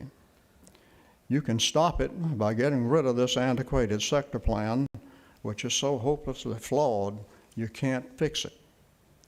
After 10 years of non-performance and failure, it's being used now as a political weapon by activists to discredit you and the county staff and block development of private property, all at the taxpayer's expense. If you get rid of it, you'll be in a better position to consider locally controlled planning tools that will do the county some good. And I'll leave it at that. Once again, thank you very much, gentlemen. We appreciate it. Yes, sir. Thank you. Thank you for your efforts. Other speakers? Yes, yes, ma'am. Hi, Elizabeth Westmark, 2025 West Kingsfield Road. As you might expect, I agree with everything Frank said and would add that in addition to Kia Johnson and Charlie Pepler, we really appreciate Development Services, Traffic, and the legal support staff for their professionalism, hard work, and testimony in this DOA hearing, especially Allison Lindsay and Terry Malone. We hope you will see fit to rescind this obsolete mishmash of unworkable regulations called the sector plan that doesn't benefit anyone. Until you do, opt-outs are the only relief remedy available to other affected property owners like us. Paragraph 27 of the judge's recommended order was clear when she said that some of the criteria adopted by the county opt-out ordinance go above and beyond the state compliance review necessary for plan amendments under the relevant statute. In other words, your opt-out application for approval at the local level is more stringent than what the state law requires. That's a heavy burden to put on ordinary property owners. We don't think opt-out applications for property owners should be much more complicated and difficult than a zoning change application, for example. You can fix this problem easily by simplifying your LDC criteria, which is solely at your discretion and authority. We urge you to do so on behalf of the property owners who remain trapped in this web of sector plan regulations that don't exist anywhere else in the county. The other 2 opt-outs you approved recently are hung up in the DOA process, and another landowner's opt-out will be heard by the Planning Board on June 1. It appears safe to assume that others will follow, with more challenges and continued drain on taxpayer resources. Despite the hottest real estate market in decades, there has been no recent development activity in the 15,000-acre overlay, and no new development orders are pending that we're aware of. With nothing standing in your way to do the right and smart thing You have a golden opportunity to dismantle the sector plan and replace it with one or more plans that will work without incurring challenges and DOA hearings. And as the late novelist and thinker Victor Hugo famously said, nothing is more powerful than an idea whose time has come. We urge you to seize this opportunity, and thanks again. We appreciate it. Thank you.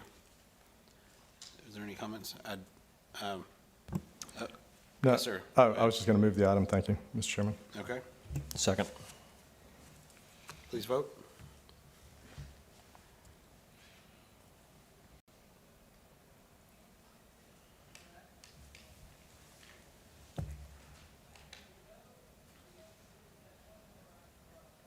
Motion passes 4-0 with Commissioner May off the dais. Thank you, Commissioners. The action item is to schedule a shade meeting for the 4 p.m. time slot before your next board meeting. So moved. Second. Please vote.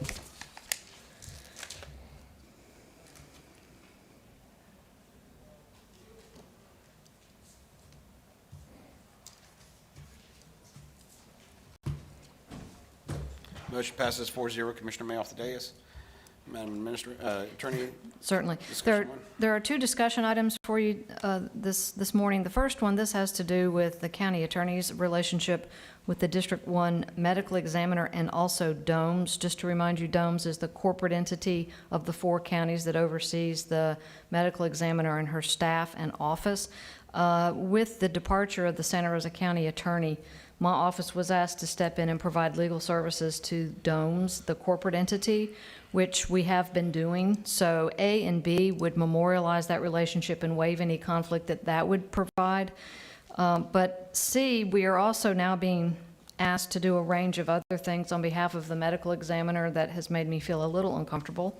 She does get paid as an expert witness, as well as her staff, when appropriate, as an expert witness in cases throughout not just the circuit, but she would also be authorized to, travel and be an expert witness on the private market as well. So I just kind of wanted to see if the board had any particular feedback. We could pursue a couple of routes. One would be to nudge witness-related matters and internal, what I'll describe, I guess, as personal matters to the medical examiner back to her for her to retain private counsel on that matter, or we could engage in a discussion with the other 3 counties to come up with an interlocal to share it. For example, last week we've been asked for guidance on a death penalty case that's coming out of Santa Rosa County. We could try to share it amongst the 4 counties if it's circuit business. But I think the death penalty case in Santa Rosa, that wasn't as in her official capacity as ME though, or is it?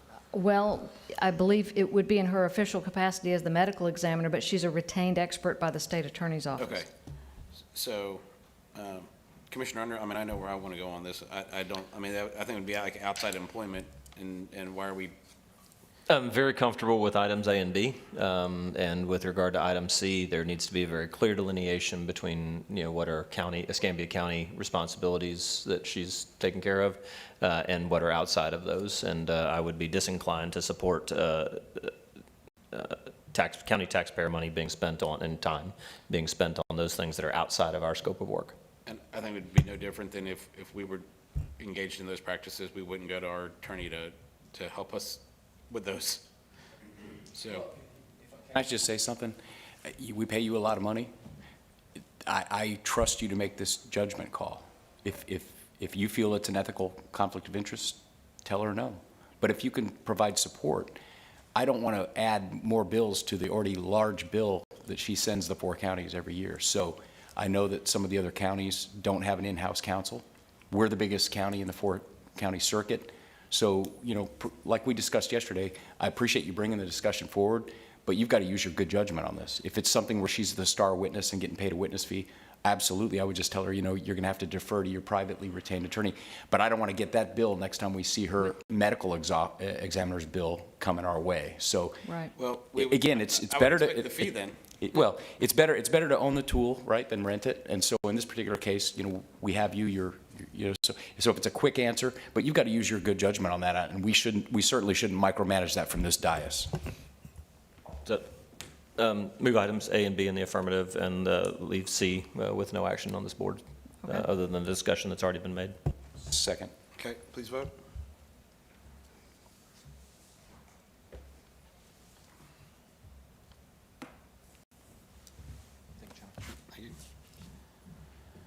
Motion passes 4-0 with Commissioner May off the dais. Commissioner Burgash? Yeah, we got a letter from the chairman of the TDC, and, I fully anticipated to see it on this, this agenda, but it wasn't there, so I asked Allison to add it for discussion. I think the request is reasonable. I think there was some email traffic that went back and forth. I saw Pam Childers' response. Full transparency, I have no issue at all with acknowledging the request and moving it forward. I just wanted to see if there was support from this board. That way everyone knows. Everyone knows, TDC knows, Pam Childers will know. If we've done something wrong, appropriate restitution of those monies would happen. But I'm in support of honoring the recommendation from the chairman of the TDC that we have the state take a look at it and provide an audit if they're so inclined. I just want to know if there's any support for that. I was going to say, I made the motion in the TDC to give them authorization to write the letter, so I think Steve? that would show me support. I don't have any issue with it. I'd move it. It's fine. So, All right, second. So what's the, the letter's been sent, so I think right now, and David, we can't talk outside of probably right now, so, I think we're just waiting to hear back from them. Is there, yes, you come on up. Is there a specific request from this board to encourage a response, or, because as a TDC member, of course, I would like to have one, so. So David Bear, 885 Tanglewood Drive. Thank you. The letter that the TDC authorized me to send was to the oversight agencies. So as part of our discussion about what we perceived as possible unauthorized expenditures of the TDT.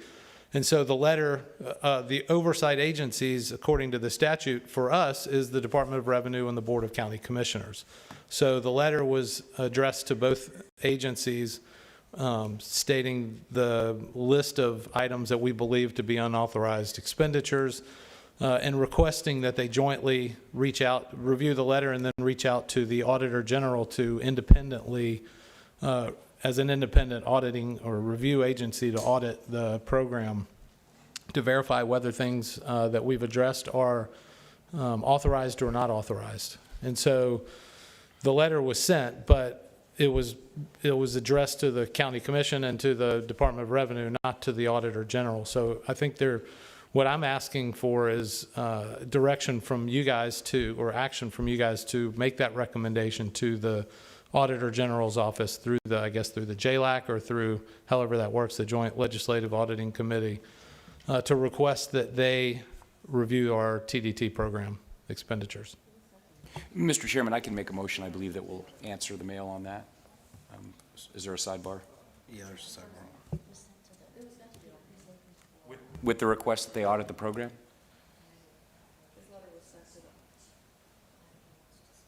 So The original letter I guess, was sent to the Auditor General.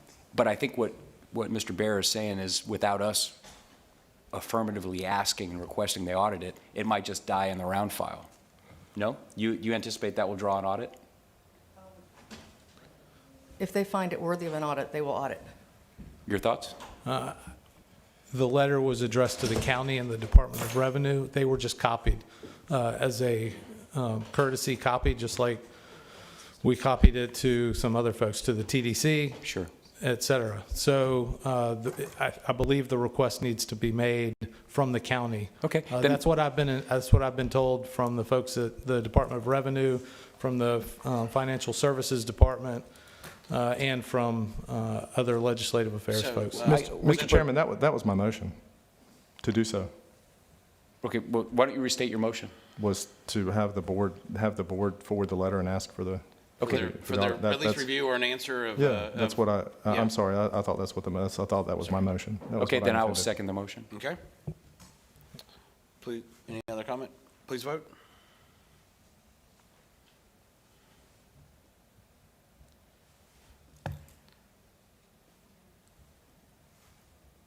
Motion passes 4-0. Commissioner Underhill off the dais. Thank you. Thank you, Mr. Bear. Anything else for the good of the whole? We're adjourned.